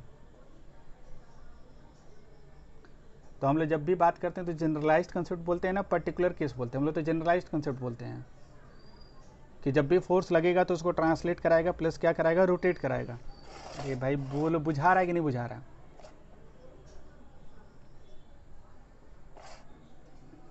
बहुत इंपॉर्टेंट, एक बार सीख जाओगे ना तो बाकी तुमको बहुत मजा आएगा, रोटेशन पूरा दिखेगा तुमको। देखो फिर से इसको दिखा रहे हैं, ये फोर्स यहाँ लगाएंगे तो क्या होगा, ये दोनों काम दोनों ट्राई करेगा। ट्रांसलेट भी, ट्रांसलेशनल का मतलब इसके सेंटर ऑफ मास से तुमको मतलब होना चाहिए कि सेंटर ऑफ मास जा रहा है कि नहीं जा रहा। ये अगर सीधा गया मतलब ये बॉडी ट्रांसलेट किया, ये सीधा नहीं गया, नहीं ट्रांसलेट किया। तो अगर बॉडी ऐसे हम ले लिए तब उस कंडीशन में देखो जैसे ही फोर्स एग्जर्ट कर रहे हैं, फोर्स कैसे एग्जर्ट कर रहे हैं, यहाँ पर अगर फोर्स एग्जर्ट करें तो देखो क्या हुआ, सेंटर ऑफ मास सीधा गया कि नहीं गया, और ये रोटेट किया कि नहीं किया। कैसा पता चला रोटेट किया, ओरिएंटेशन बदल रहा। तो ये जो एक फोर्स हम दिए वो फोर्स क्या कर रहा है बताओ, ट्रांसलेट। अब तुम समझ सकते हो, क्योंकि जैसे हम फोर्स एग्जर्ट किए तो फोर्स, अब तुम सेंटर ऑफ मास के बारे में सोचो ना। अगर हम इस रॉड को ले लें, हम इसके बारे में बाद में आते हैं, पहले इसके बारे में सोच लेते हैं। तुम लोग चिलवा के रख देते हो। बताओ, अगर हम इस पर अगर एक फोर्स एग्जर्ट करेंगे, इस तरफ फोर्स एग्जर्ट किए, तो ये फोर्स क्या करेगा, इसको ट्रांसलेट कराने की कोशिश करेगा, प्लस क्या कराने की कोशिश करेगा, सिंपल सी बात है, रोटेट कराने की कोशिश। यार बोल नहीं रहे हो, समझ में आ रहा? तो ट्रांसलेशनल की बात करेंगे, ट्रांसलेट ऐसे होगा ना, अगर हम ट्रांसलेट और रोटेशन और रोटेट कराने की कोशिश, तो ट्रांसलेट कराने का मतलब क्या है कि सेंटर ऑफ मास और फोकस करोगे। तो ये जो भी फोर्स हम लगा रहे थे, और ट्रांसलेशनल मोशन की जब भी हम बात करेंगे, किसकी बात करेंगे जल्दी बताओ? ट्रांसलेशनल मोशन की जब भी हम लोग बात करेंगे तो किसके बारे में सोचोगे, ये बताओ? सेंटर ऑफ मास के बारे में सोचोगे, क्योंकि सेंटर ऑफ मास क्या करता है, वो सारा फोर्स फील करता है। तो centre of mass normal feel कर रहा है, mg फील कर रहा है, और तुम जो फोर्स दिए हो वो फील कर रहा है। मतलब जो फोर्स हम यहाँ दिए हैं, ये सेंटर ऑफ मास किसको फील कर रहा है, नॉर्मल को भी, mg को भी, और जो फोर्स दिए हैं उसको भी फील कर रहा है। तो ये बताओ सेंटर ऑफ मास पर कौन कौन सा फोर्स लग रहा है। ट्रांसलेशनल मोशन जब भी रिजिड बॉडी का देखना चाहोगे तो सेंटर ऑफ मास उठाओ और बॉडी पर जो जो फोर्सेज लग रहा है सेंटर ऑफ मास पर लगा दो। सेंटर ऑफ मास पर ये नॉर्मल लग रहा है, mg लग रहा है, ये दोनों तो एक दूसरे को कैंसिल कर दिया। यार बोल नहीं रहे। और ये वाला फोर्स क्या करेगा,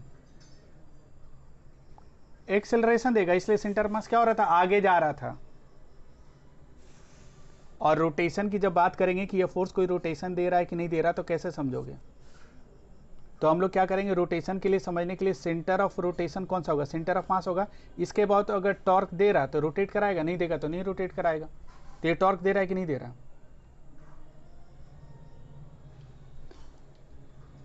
इसके बाद तो ये टॉर्क दे रहा है भाई, सेंस में नहीं दे रहा है, इसलिए ये क्या करेगा, रोटेट भी कर रहा है। तो ये दोनों चीज कर रहा है कि नहीं? ये एक ही फोर्स क्या काम कर रहा है एक रिजिड बॉडी पर?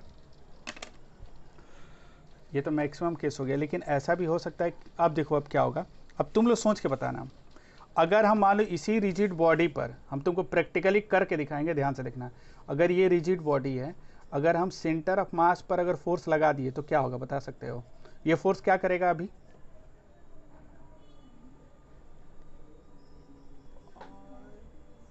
सिंपल सा बात है, इसको ट्रांसलेट कराने की कोशिश करेगा और रोटेट कराने की कोशिश करेगा, दोनों काम करेगा। तो ट्रांसलेशनल होगा कि नहीं होगा, हम चेक कर लेंगे कि सेंटर ऑफ मास पर कौन कौन सा फोर्स लग रहा है। नॉर्मल लग रहा है, mg लग रहा है, और क्या लग रहा है, ये फोर्स जो दिए हैं वो लग रहा है। तो ये नॉर्मल mg बैलेंस करते हैं, इस फोर्स को कोई बैलेंस नहीं करा, तो सेंटर ऑफ मास आगे जाएगा कि नहीं जाएगा? ए भाई आगे जाएगा। अच्छा रोटेशन होगा कि नहीं होगा? तो बोलो, समझ में आ रहा है, रोटेशन होगा कि नहीं होगा? नहीं होगा। क्यों नहीं होगा? क्योंकि ये बॉडी फिक्स किया हुआ नहीं है। तो फिक्स किया हुआ नहीं है तो सेंटर ऑफ मास ही ये सेंटर ऑफ रोटेशन होगा, और फोर्स वहीं से पास करते हैं, टॉर्क कितना देगा, 0 देगा। तो अगर फोर्स अगर सेंटर ऑफ मास पर लगा दिए तो ये ट्रांसलेट करा देगा, लेकिन उसको रोटेट। चलो देखते हैं, हम इस बात को नहीं मानते, हम लोग करके देखेंगे। बोलोगे ना पैसा दे रहे हैं, पढ़ाइएगा कि नहीं पढ़ाइएगा ढंग से? हाँ सर, पिटाई सामने नहीं होने तो अभी पिटाई खा जाते हैं। अच्छा एक बात बताओ, अब देखो हम लोग फोर्स कहाँ लगाएंगे, ये सेंटर ऑफ मास है, लगभग यही लोकेशन है ना, और फोर्स हम यहाँ देंगे तो अभी क्या देखे हैं, रोटेट करेगा कि नहीं करेगा? रोटेट नहीं करे, देखते हैं। हम लोग मान के चले, हम लोग फोर्स देखते हैं, एकदम शांति से रहोगे, चिल्ला चिल्ली नहीं करोगे। इसको पता नहीं चलना चाहिए कि हम सेंटर ऑफ मास और फोर्स एग्जर्ट कर रहे हैं।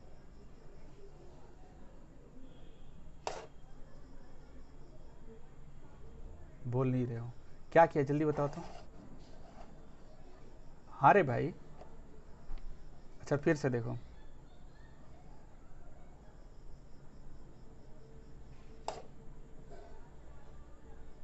क्या हुआ बताओ? यहां था, यहां से यहां पहुंच गया तो क्या हुआ, ट्रांसलेट किया हो तो तुमको कैसे फील होगा कि ट्रांसलेट किया कि नहीं किया? तो भाई सिंपल सी बात है, सेंटर ऑफ मास पर एक नॉर्मल लग रहा है, mg लग रहा है, एक नेट। अच्छा एक बात बताओ, ये तो एकदम सही कि ट्रांसलेट किया, क्योंकि सेंटर ऑफ मास को ऑब्जर्व करके हम बता दिए। रोटेट किया कि नहीं किया?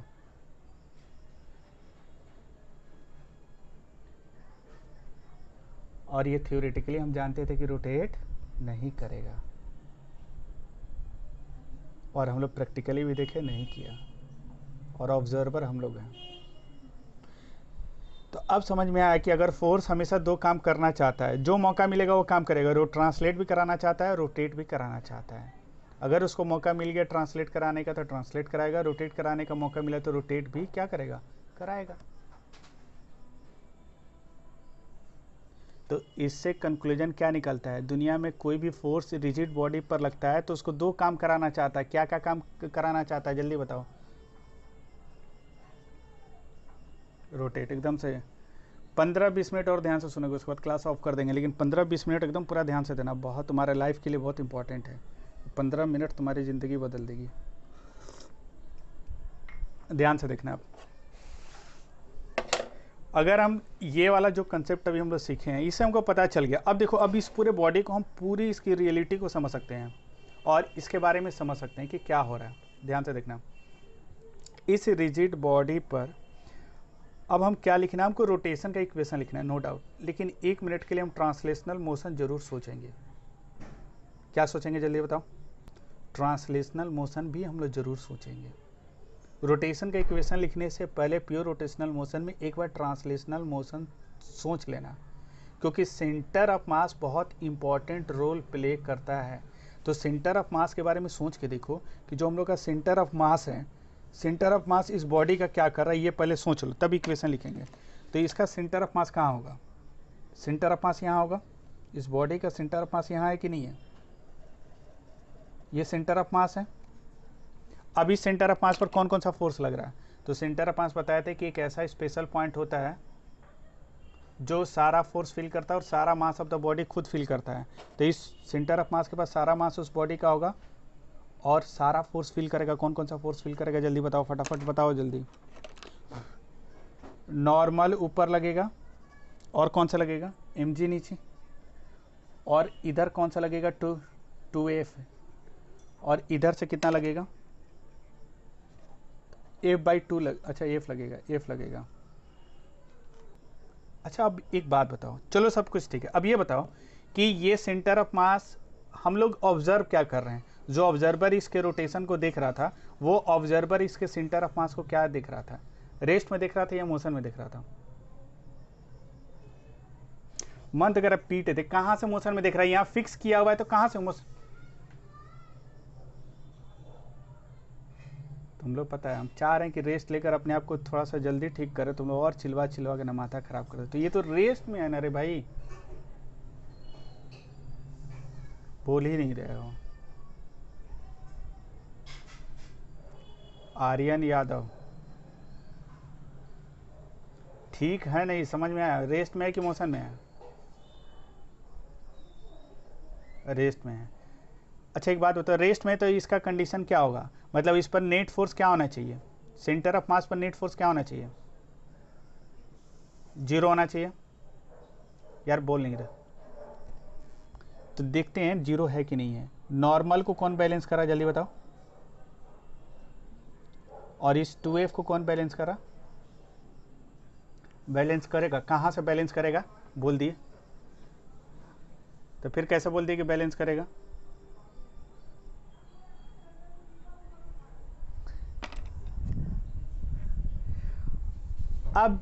अब यहां से हम लोग को समझ में आ गया कुछ ना कुछ तो भाई गड़बड़ है। हम एबीडी बनाने के लिए बोला गया, हम एबीडी बनाए, नॉर्मल लग रहा था, 2f लग रहा था, f लग रहा था, mg लग रहा था, सब दिखा दिए और हम लोग खुश हो गए। इतना खुश हो गए कि हम लोग को सोचना ही नहीं है, बस इक्वेशन लिखना है, समझ बन गया। लेकिन ये खुशी तुम लोग का तुरंत खत्म हो गया, क्योंकि तुम ऑब्जर्व कर रहे हो कुछ और तुमको लॉ जब अप्लाई करो तो मिल रहा है कुछ। तुम देख रहे हो कि रेस्ट में है तो नेट फोर्स 0 होना चाहिए, लेकिन यहाँ क्या देख रहे हो, यहाँ तो बहुत ज़्यादा ही गलत चीज़ हो गया। नेचर को एकदम पूरा गुस्सा आएगा कि ये क्या कर रहे हो, ये ऐसे करोगे, ऐसे फिजिक्स पढ़ोगे। रेस्ट में तुम कह रहे हो कि यहाँ और यहाँ फोर्स दिखा रहे हो कि इस पर एक नेट फोर्स लग रहा है, ये 2f से ज़्यादा होगा तो नेट फोर्स इधर होगा, तो ये एक्सेलरेट करेगा, तो ये मोशन में होगा। या जबकि तुम देख रहे हो रेस्ट में है और तुम कह रहे हो, और ये तुम्हारा जो एबीडी है ये बता रहा है कि ये मोशन में है। बोलो, तो एक बात बताओ, वो फिक्स्ड है ये कारण है, लेकिन ये कारण तो न्यूटन नहीं बताया था। नेचर क्या मानता है, नेचर ये मानता है कि उस पर नेट फोर्स 0 होना चाहिए। ये तभी पॉसिबल होगा कि यहाँ पर एक और फोर्स लग रहा होगा, जो 2F जो एक्स्ट्रा फोर्स लग रहा है AF अमाउंट को, उसको कोई बैलेंस करने वाला कोई फोर्स होगा इधर और एक फोर्स लग रहा होगा, और वो फोर्स और ये F मिलकर इस 2F को क्या कर रहा होगा, बैलेंस कर रहा होगा। इससे हम इस कंक्लूजन, बार बार कहते हैं रीजनिंग जितना अच्छा होगा ना तुम लोग का, फिजिक्स उतना अच्छा होगा, तो यहाँ से एक कंक्लूजन निकाल सकते हो। हमको ये नहीं करना है कि केवल डायरेक्ट इक्वेशन लिखना है, लेकिन हमको समझते हुए करना है। कंक्लूजन ये निकाल सकते हो कि दैट मीन्स एक और फोर्स इधर लग रहा होगा, और ये फोर्स जो लग रहा होगा वो जो 2F का एक्स्ट्रा फोर्स है, मतलब जो F से जितना अमाउंट से ज़्यादा उसको बैलेंस कर रहा होगा। लेकिन अब हम ये सोचेंगे फोर्स का मतलब इन्फ्लुएंस होता है, और इन्फ्लुएंस जो होता है कोई सराउंडिंग बॉडी दे सकता है, तो इस सेंटर ऑफ मास को सराउंडिंग बॉडी कौन दे सकता है?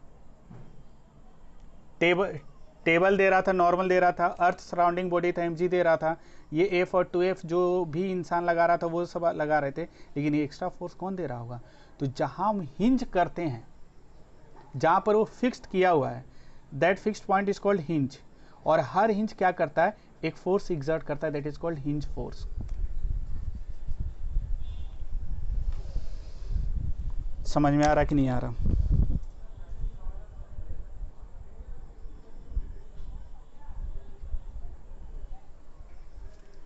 हिंज का मतलब है कि तुम्हारा हिंज जो होता है, जहां भी हिंज करेंगे, जैसे नॉर्मल होता है, टेंशन होता है, फ्रिक्शन होता है, वेट होता है, उसी तरह एक नया फोर्स पढ़ोगे। और ये नए फोर्स का कारण क्या है? किसी भी चीज़ को कहीं फिक्स कर देंगे तो उस फिक्स के कारण उस पर एक हिंज फोर्स एक फोर्स एग्जर्ट करता है। वो जो सपोर्ट है, वो सपोर्ट उस पर कुछ फिक्स, जैसे तुम्हारा दरवाज़ा जहाँ जो भी वो क्या बोलते हैं, जिसके साथ वो स्क्रू के साथ अटैच्ड है, वो दरवाजे पर भी हिंज फोर्स लग रहा है, क्योंकि दरवाजे को भी हिंज किया गया है। तो किसी भी चीज़ को हिंज कर देंगे तो वो तुमको कुछ ना कुछ फोर्स उस हिंज की वजह से लगता है, और उस फोर्स को हम लोग क्या बोलते हैं? Hinge force. लेकिन अब तुमसे कोई पूछेगा, तुम तो कह सकते हो कि सर अगर ये हिंज फोर्स है तो इसका कुछ मैग्नीट्यूड होगा, कुछ डायरेक्शन होगा। अगर ये फोर्स है तो इसका कुछ मैग्नीट्यूड होगा, और क्या होगा? डायरेक्शन होगा। तो एक नया टाइप का फोर्स तुम पढ़े हो इसमें, और ये नया टाइप का फोर्स कौन सा है? हिंज फोर्स है। तो किसी भी चीज़ को जब भी हिंज करोगे, सपोर्ट वो क्या करेगा? उस पर एक फोर्स एक्सर्ट करता है, and that force is called hinge force. और ये हिंज फोर्स का रीजन कहाँ से पता चला? यहाँ से पता चला कि सेंटर ऑफ मास को according to this concept translate करना चाहिए, लेकिन ऑब्जर्व क्या कर रहे हैं कि वो रेस्ट में है। दैट मीन्स एक कोई और फोर्स लग रहा होगा, और वो जो हिंज है जहाँ उसको हम फिक्स्ड किए हैं, वो फिक्स्ड जो सपोर्ट होता है वो उस पर एक फोर्स एक्सर्ट करता है, that is called hinge force. लेकिन अब सवाल उठता है कि हिंज फोर्स का मैग्नीट्यूड क्या होगा? तो तुम बोलोगे नहीं जानते हैं, हम इक्वेशन से निकाल सकते हैं। दूसरी चीज़ तुमसे पूछेगा डायरेक्शन क्या होगा, वो भी तुम बोलोगे नहीं जानते हैं। वो हमेशा उस रोटेशन वाले प्लेन में होगा, लेकिन किस डायरेक्शन में होगा नहीं पता है। यहाँ तुम बता सकते हो, यहाँ तुमको डेफिनेटली पता है कि भाई एक्स्ट्रा जो फोर्स है, एक फोर्स इधर कुछ ना कुछ लग रहा है, इधर लगेगा। और इस जैसे कहने का मतलब क्या है कि हिंज फोर्स का डायरेक्शन तुम्हारा इस प्लेन में है, इधर भी हो सकता है। हिंज फोर्स का डायरेक्शन इधर भी हो सकता है, इधर भी हो सकता है, इधर भी हो सकता है, इधर भी हो सकता है, इधर किसी भी एंगल पर होगा, लेकिन ऊपर की तरफ नहीं होगा। जब भी होगा तो इसी टेबल वाले सरफेस में होगा, उसी प्लेन ऑफ रोटेशन में होगा। हिंज फोर्स हमेशा उसी प्लेन ऑफ रोटेशन में होता है। समझ में आ रहा है? लेकिन अब सवाल उठता है कि हिंज फोर्स का डायरेक्शन क्या लें? तो डायरेक्शन कुछ भी हो सकता है, इट कुड बी एनीथिंग। हमको अभी यहाँ पता चल रहा थोड़ा थोड़ा कि इधर होगा, लेकिन जरूरी नहीं कि इधर ही होगा, और कोई भी डायरेक्शन ले सकता है हिंज फोर्स। तो हिंज फोर्स का डायरेक्शन दिखाने के लिए हम लोग क्या करते हैं पता है? हमेशा मान लेते हैं। तुम इधर भी मान सकते हो, इधर भी मान सकते हो, कहीं भी मान सकते हो। समझ में आ रहा है? हम लोग मान लेते हैं कि हिंज फोर्स का डायरेक्शन कुछ एंगल पर है, इस डायरेक्शन में है हिंज फोर्स। इसको आर से डिनोट करते हैं। किसे डिनोट करेंगे? आर से। हिंज फोर्स कुछ एंगल पर लग रहा है, मान लो इधर लग रहा है, हमेशा कुछ एंगल पर ले लेना। समझ में आ रहा क्या कर रहे हैं? इसको लेकर ज़्यादा कंफ्यूज मत होना, बहुत सिंपल सा बात है भाई। इस प्लेन में होगा, कहाँ होगा हमको डायरेक्शन नहीं पता, कोई भी डायरेक्शन ले सकते हो तुम। ये भी चूज कर सकते हो, ये भी चूज कर सकते हो, ये भी चूज कर सकते हो, लेकिन हमको थोड़ा थोड़ा हिंट मिल गया कि कुछ इस तरह होगा। ठीक है, तो ये जो हिंज फोर्स होता है हमेशा इस कोई एंगल पर ले लेना, और उसका दो कंपोनेंट दिखा देना, this is called R X, और इस तरफ एक कंपोनेंट लेंगे, this is called R Y. हमेशा उसका दो कंपोनेंट ले लेना। समझ में आ रहा? इसका मतलब कि सेंटर ऑफ मास पर एक हिंज फोर्स इधर लग रहा है, इसका दो कंपोनेंट होगा ऑलवेज, एक आर एक्स इधर मान लिए और एक आर वाई इधर मान लिए। लेकिन ये भी तो फिक्स्ड डायरेक्शन ही है, आर वाई इधर भी हो सकता है। आर एक्स इधर भी हो सकता है, हमको नहीं पता है, लेकिन ये तो कन्फर्म है कि हिंज फोर्स कुछ एंगल पर होगा, किधर होगा नहीं पता है। हम डायरेक्शन अपने से जूम कर लेंगे और उसका दो कंपोनेंट मान लेंगे, एक इधर मान लिया एक इधर मान लिया। ये समझ में आ रहा कि नहीं आ रहा, बोलो जल्दी। हिंज फोर्स डिपेंड करता है उस बॉडी को कैसे हिंज किया गया है, इसीलिए इसका कोई पर्टिकुलर फिक्स्ड डायरेक्शन नहीं है। ये डायरेक्शन तुमको इक्वेशन से ही पता चलेगा, और कोई तरीका नहीं है इसका डायरेक्शन तुम बता पाओ। तुम्हारे दरवाजे पर हिंज फोर्स का डायरेक्शन किधर लग रहा है ये तुम बता नहीं सकते हो, जब तक एबीडी नहीं बनाओगे, इक्वेशन नहीं लिखोगे, तब तक नहीं पता चलेगा। तो इसीलिए तुम इधर भी डायरेक्शन अभी अभी पता चल जाएगा कितना होगा, लेकिन हम हमेशा क्या करेंगे, एक कोई मैक्सिमम कितना हो सकता है, दो कंपोनेंट हो सकता है, एक भी हो सकता है, लेकिन हम लोग जनरल केस में क्या लेके चलते हैं, मैक्सिमम पॉसिबिलिटी लेके चलते हैं। जब भी होगा इसी प्लेन में होगा, हिंज फोर्स हमेशा ध्यान रखना प्लेन ऑफ रोटेशन में होगा, हमेशा प्लेन ऑफ रोटेशन में होगा। ये सब कंसेप्ट सीख कर रखोगे, प्लेन ऑफ रोटेशन में होगा। ये समझ में आ रहा कि नहीं आ रहा? 10 मिनट का और क्लास, एकदम ध्यान से समझो एकदम, ठीक है। तो सिंपल सा हम लोग रोटेशन का इक्वेशन लिखने से पहले हिंज फोर्स के बारे में मेनली हमको सोचना जरूरी था। और हिंज फोर्स के बारे में पता कैसे चलेगा, सेंटर ऑफ मास को ऑब्जर्व करके पता चलेगा। और सेंटर ऑफ मास को ऑब्जर्व करेंगे, उस पर कौन कौन सा फोर्स लग रहा है, और उसके देख लेंगे उसके इक्विलिब्रियम से या उसके मोशन से कि हिंज फोर्स लगेगा कि नहीं लगेगा, ठीक है। तो हिंज फोर्स यहाँ डेफिनेटली लगेगा, ठीक है। ये तो पता चल गया कि लगेगा, समझ में आ रहा कि नहीं आ रहा? अगर मान लो ये भी अच्छा सुन लो एक मिनट, ये एफ होता है और ये भी एफ होता है, तब हिंज फोर्स यहाँ तुम लगाओ मत लगाओ कोई दिक्कत नहीं है, बैलेंस कर रहा है तुमको कोई दिक्कत नहीं है, तब ये हिंज फोर्स जीरो होगा, पूरा जीरो होगा। तो हिंज फोर्स होगा कि नहीं होगा, तुमको ये पहले डायग्राम सेंटर ऑफ मास के बारे में सोचोगे तभी कुछ हो पाएगा। समझ में आ रहा?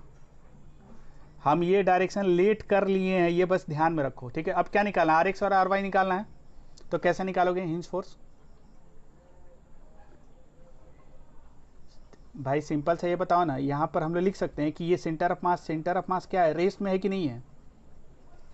तो अगर सेंटर ऑफ मास रेस्ट में है तो इसका इक्वेशन क्या आएगा, इधर एक एफ लग रहा है, इधर 2f लग रहा था, इधर क्या लग रहा था 2f लग रहा था, इधर क्या लग रहा है 2f, और इधर क्या लग रहा है आर वाई। तो हम लोग लिख सकते हैं एफ और आर वाई मिलकर किसको बैलेंस कर रहा है, 2f को।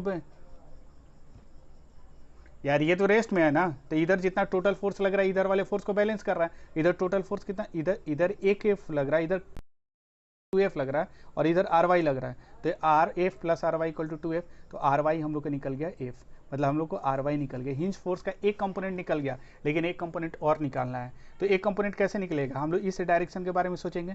इस डायरेक्शन में आर एक्स को क्या लिख सकते हो, इस डायरेक्शन में भी सेंटर ऑफ मास क्या है, रेस्ट में है कि नहीं है। एलॉन्ग दिस डायरेक्शन भी तो नहीं मूव कर रहा है, और देख रहे हैं एक ही फोर्स लग रहा था। एक फोर्स अगर आर एक्स केवल होगा और सेंटर ऑफ मास रेस्ट में, तो आर एक्स होगा इधर कि नहीं होगा। अगर आर एक्स होता है तो ये सेंटर ऑफ मास इधर चलता है, लेकिन हम देख रहे हैं सेंटर ऑफ मास रेस्ट में, तो आर एक्स होगा कि नहीं होगा। तो आर एक्स कितना हो गया, जीरो हो गया। देयरफॉर हिंज फोर्स कितना होगा, R equal to root R X square plus R Y square. तो ये कितना हो जाएगा, आर एक्स जीरो हो गया, और ये कितना हो जाएगा, R equal to R Y, F के बराबर हो गया हिंज फोर्स। खैर ये तुमसे बहुत सारे क्वेश्चन में नहीं पूछेगा कि हिंज फोर्स कितना होगा, लेकिन ये तुमको जानना होगा अगर तुम उस रियलिटी को समझना चाहते हो। क्योंकि हर फोर्स क्या ट्राई करता है, इसको ट्रांसलेट कर देखो। हर फोर्स, ये एफ क्या चाह रहा था कि इसको ट्रांसलेट कराने की कोशिश कर रहा था, 2f कर रहा था, ये नॉर्मल भी कर रहा था, एमजी कर रहा था, लेकिन ये सब मिलकर क्या कर रहा है, इसको ट्रांसलेट कराने की भी कोशिश करेगा और रोटेट कराने की भी कोशिश करेगा। तो लेकिन हम देख रहे थे कि ट्रांसलेट नहीं कर रहा, इसलिए हम लोग यहाँ से हिंज फोर्स का वैल्यू निकाल सकते हैं। तो सेंटर ऑफ मास को तुम अगर भूल गए तो बड़ी दिक्कत होगा। ये एक्चुअल रियलिटी है। ये सेंटर इस हिंज फोर्स का मैग्नीट्यूड बोलोगे नहीं जानते हैं, ये सिचुएशन डिपेंडेंट होता है। और हिंज फोर्स का डायरेक्शन भी हम नहीं जानते हैं, कोई भी डायरेक्शन उस ये इतना जानते हैं कि उसी प्लेन में होगा और उसका दो कंपोनेंट होगा, एक्स और वाई। और according to equilibrium of centre of mass हम वहाँ से आर एक्स और आर वाई निकालेंगे। बोलो जल्दी, ये क्लियर हुआ कि नहीं हुआ। जरूरी नहीं है, मान लो ये दोनों बराबर होता है तो हिंज फोर्स ये आर एक्स आर वाई कितना होता है, दोनों जीरो आ जाता है। अगर ये एफ होता है ये भी एफ होता है तो कितना होता है, जीरो आ जाता है। ये क्लियर हुआ कि नहीं हुआ। तो ये पहला काम है, लेकिन इतना काम भी तुमको ज़्यादा नहीं करना। अब आते हैं मेन, हमको जो चाहिए था वो निकालते हैं, एंगुलर एक्सेलरेशन। तो एंगुलर एक्सेलरेशन कैसे निकालोगे, देखो ध्यान से। इसलिए बताएं कि ये बहुत इंपॉर्टेंट कंसेप्ट है। तो हम लोग का अब आते हैं एंगुलर एक्सेलरेशन निकालने का। अब हम लोग सारा स्टेप यूज़ करते हैं। कौन कौन सा स्टेप था हम लोग का, जल्दी बताओ। ये रिजिड बॉडी था इस तरह, ये रिजिड बॉडी था, ये सेंटर ऑफ मास था इसका, ये एक्सिस ऑफ रोटेशन था। तो सिस्टम हम लोग centre of axis of rotation, तो ये हम लोग का सिस्टम है। अब क्या करेंगे, इस पर एबीडी बनाते हैं। कौन कौन सा फोर्स लग रहा था, एक 2F लग रहा था, बोलो जल्दी क्या लग रहा, और क्या लग रहा था, यहाँ पर क्या लग रहा था, F लग रहा था, ठीक है। और एक नॉर्मल इधर लग रहा था, एक mg नीचे लग रहा था, और इधर एक ry लग रहा था, ry लग रहा था, मतलब R लग रहा था, या हिंज फोर्स कर सकते हो, R भी लिख सकते हो, कोई दिक्कत नहीं है। समझ में आ रहा। अब बहुत लोग कहेंगे कि अगर केवल एंगुलर, अब देखो ये R लग रहा था, ये सारा एबीडी हो गया।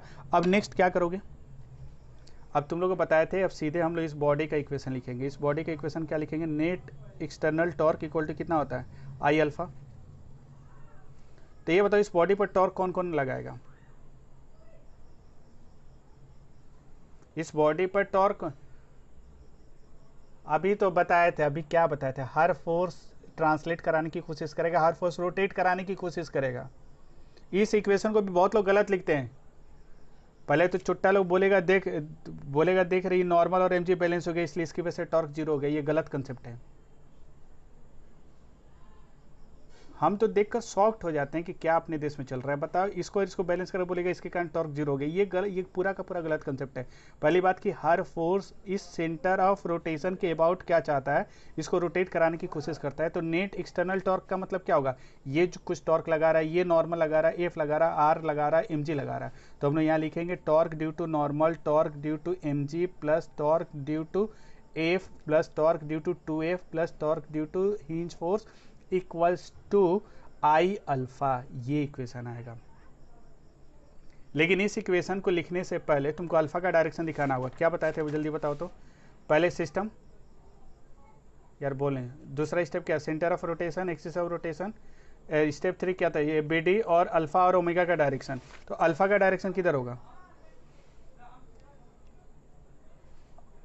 2F इधर लग रहा है, F लग रहा है, तो क्लॉकवाइज ही घूमेगा। अल्फा का डायरेक्शन दिखा देना ऐसे, इतना तो पता चल ही जाएगा कि इधर ही घूमेगा। तो अल्फा इधर घूमेगा, मतलब अल्फा का डायरेक्शन ऊपर होगा, लेकिन उसका सेंस किधर होगा, ऐसे घूमेगा तो सेंस ये होगा, डायरेक्शन ऊपर होगा। तो देखो यहाँ पर क्या लिखेंगे, अब ये बताओ, अब इक्वेशन लिखते हैं बॉडी का। तो इक्वेशन लिख दिए। अच्छा बताओ नॉर्मल टॉर्क कितना देगा, ये टॉर्क किसके अबाउट लिखोगे, सेंटर ऑफ रोटेशन के अबाउट टॉर्क लिखोगे ना। तो नॉर्मल की वजह से टॉर्क कितना आएगा, क्यों जीरो आएगा, वहीं से पास कर रहा था, इसलिए अब इसलिए ये सही कारण है। नॉर्मल एफजी को बैलेंस कर रहा है, ये कारण नहीं है कि टॉर्क जीरो है। नॉर्मल सेंटर ऑफ रोटेशन से पास कर रहा है, क्योंकि ये नॉर्मल भी इसको चाह रहा घुमाना, लेकिन इस नॉर्मल के कारण टॉर्क कितना है, जीरो। एमजी के कारण एमजी भी कहाँ से पास कर रहा है, वहीं से जीरो। अच्छा हिंज फोर्स की वजह से टॉर्क कितना होगा, जीरो, क्योंकि ये भी कहाँ से पास कर रहा है, सेंटर ऑफ रोटेशन से। एक पॉइंट लिखाए थे ना, 2-3 साल पहले की बात है, एक पॉइंट लिखवाए थे तुम लोग को, ये वाला कि लाइन ऑफ फोर्स अगर कहाँ से पास करेगा, सेंटर ऑफ रोटेशन से, तो टॉर्क कितना होता है, जीरो होता है। तो ये जीरो आएगा। तो बचा कौन सा, टॉर्क एफ और 2F बच गया। तो एफ टॉर्क कितना देगा, इसकी वजह से टॉर्क कितना होगा, एफ इंटू L/2, ये वाला परपेंडिकुलर डिस्टेंस, इसकी वजह से टॉर्क कितना होगा, सॉरी ये L/4 होना चाहिए था, L/2 नहीं, L/4 होगा। यहाँ हम लोग गलती किए, L/4 होगा, क्योंकि टोटल लेंथ L है। अच्छा ये बताओ, ये वाला टॉर्क कितना देगा, 2F इंटू L, किसका टॉर्क ज़्यादा होगा,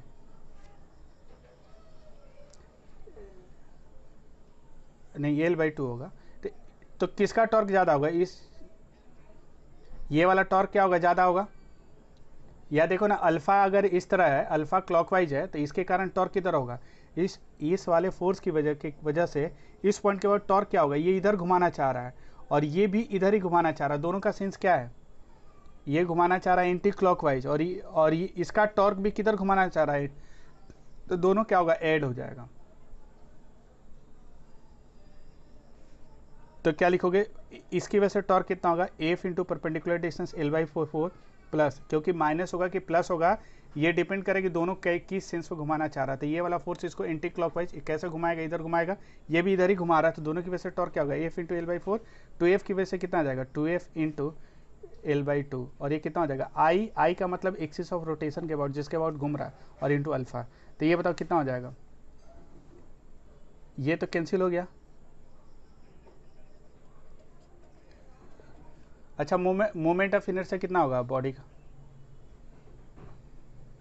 मोमेंट ऑफ इनर्शिया कितना होगा इसका, इस रॉड का, इसके बाद ml²/12, एकदम सही है, क्यों 3 कहाँ से होगा, 12 ना होगा, इंटू अल्फा। ये L से ये वाला स्क्वायर कैंसिल हो गया।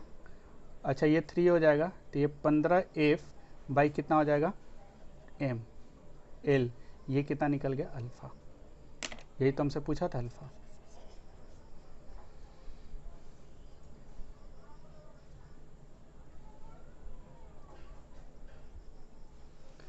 ऐड का मतलब कि ये भी टॉर्क दे रहा ना इस पॉइंट के अबाउट, तो इसका कोई सेंस होगा, या टॉर्क इसकी वजह से टॉर्क किधर होगा, ऊपर होगा, क्योंकि ये इधर घुमाना चाह रहा था, टॉर्क का डायरेक्शन ऊपर होगा, लेकिन उस टॉर्क की वजह से बॉडी एंटी क्लॉकवाइज घूमना चाह रहा है, और ये जो टॉर्क देगा इसकी वजह से बॉडी एंटी क्लॉकवाइज घूमना चाह रहा है, दोनों का डायरेक्शन सेम है, इसलिए ऐड कर देंगे।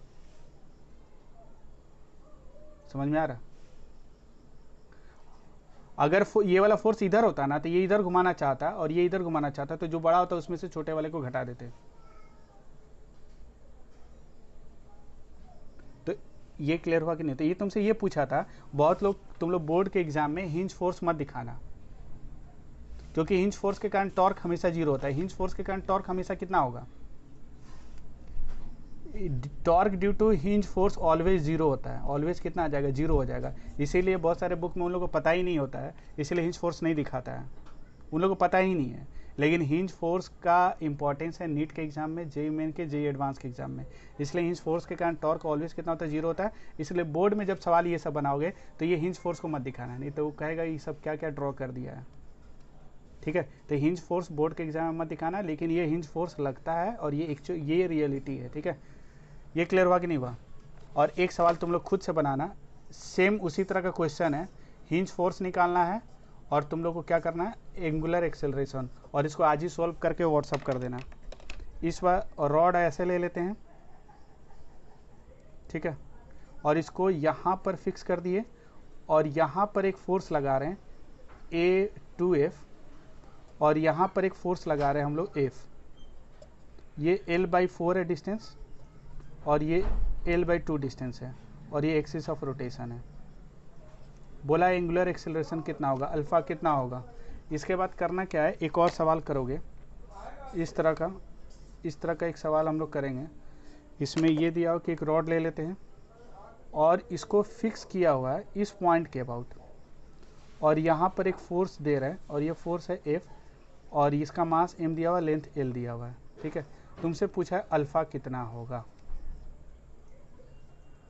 ये 2 क्वेश्चन है, ये 2 क्वेश्चन आज ही सोल्व करके भेजोगे। समझ में आ रहा। अच्छा देखो, सेंटर ऑफ मास अगर रेस्ट में है तो there will be no equation, लेकिन कह सकते हो कि एक इक्वेशन आ भी सकता है, और कह सकते हो कि ये उसका इक्वेशन आ भी सकता है और नहीं भी आ सकता है, और कह सकते हैं और there will be some equation, दोनों कंडीशन याद रखना, सम इक्वेशन। ये समझ में आ रहा है। तो ये वाला पार्ट हम लोग पहले करते हैं, किसके लिए, समझने के लिए कि हिंज फोर्स है कि नहीं है। और बोर्ड के क्वेश्चन में ये वाला पार्ट नहीं भी करोगे तो चल जाएगा, लेकिन हम लोग ये वाला कंसेप्ट यूज करेंगे। तो ये नेट टॉर्क वाला कंसेप्ट क्लियर हुआ कि नहीं हुआ सबका, बोल नहीं रहा। तो थोड़ा सा टाइम देना, आराम से थोड़ा सा सांस ले लेना, चाय पी लेना, ठीक है। जो सिगरेट पीते हैं सिगरेट पी लेंगे, और आराम से बैठ कर इसके बारे में सोचना। और ये वाला जो क्वेश्चन है, इसको और इसको दोनों सोल्व करके आज ही भेज देना, ठीक है।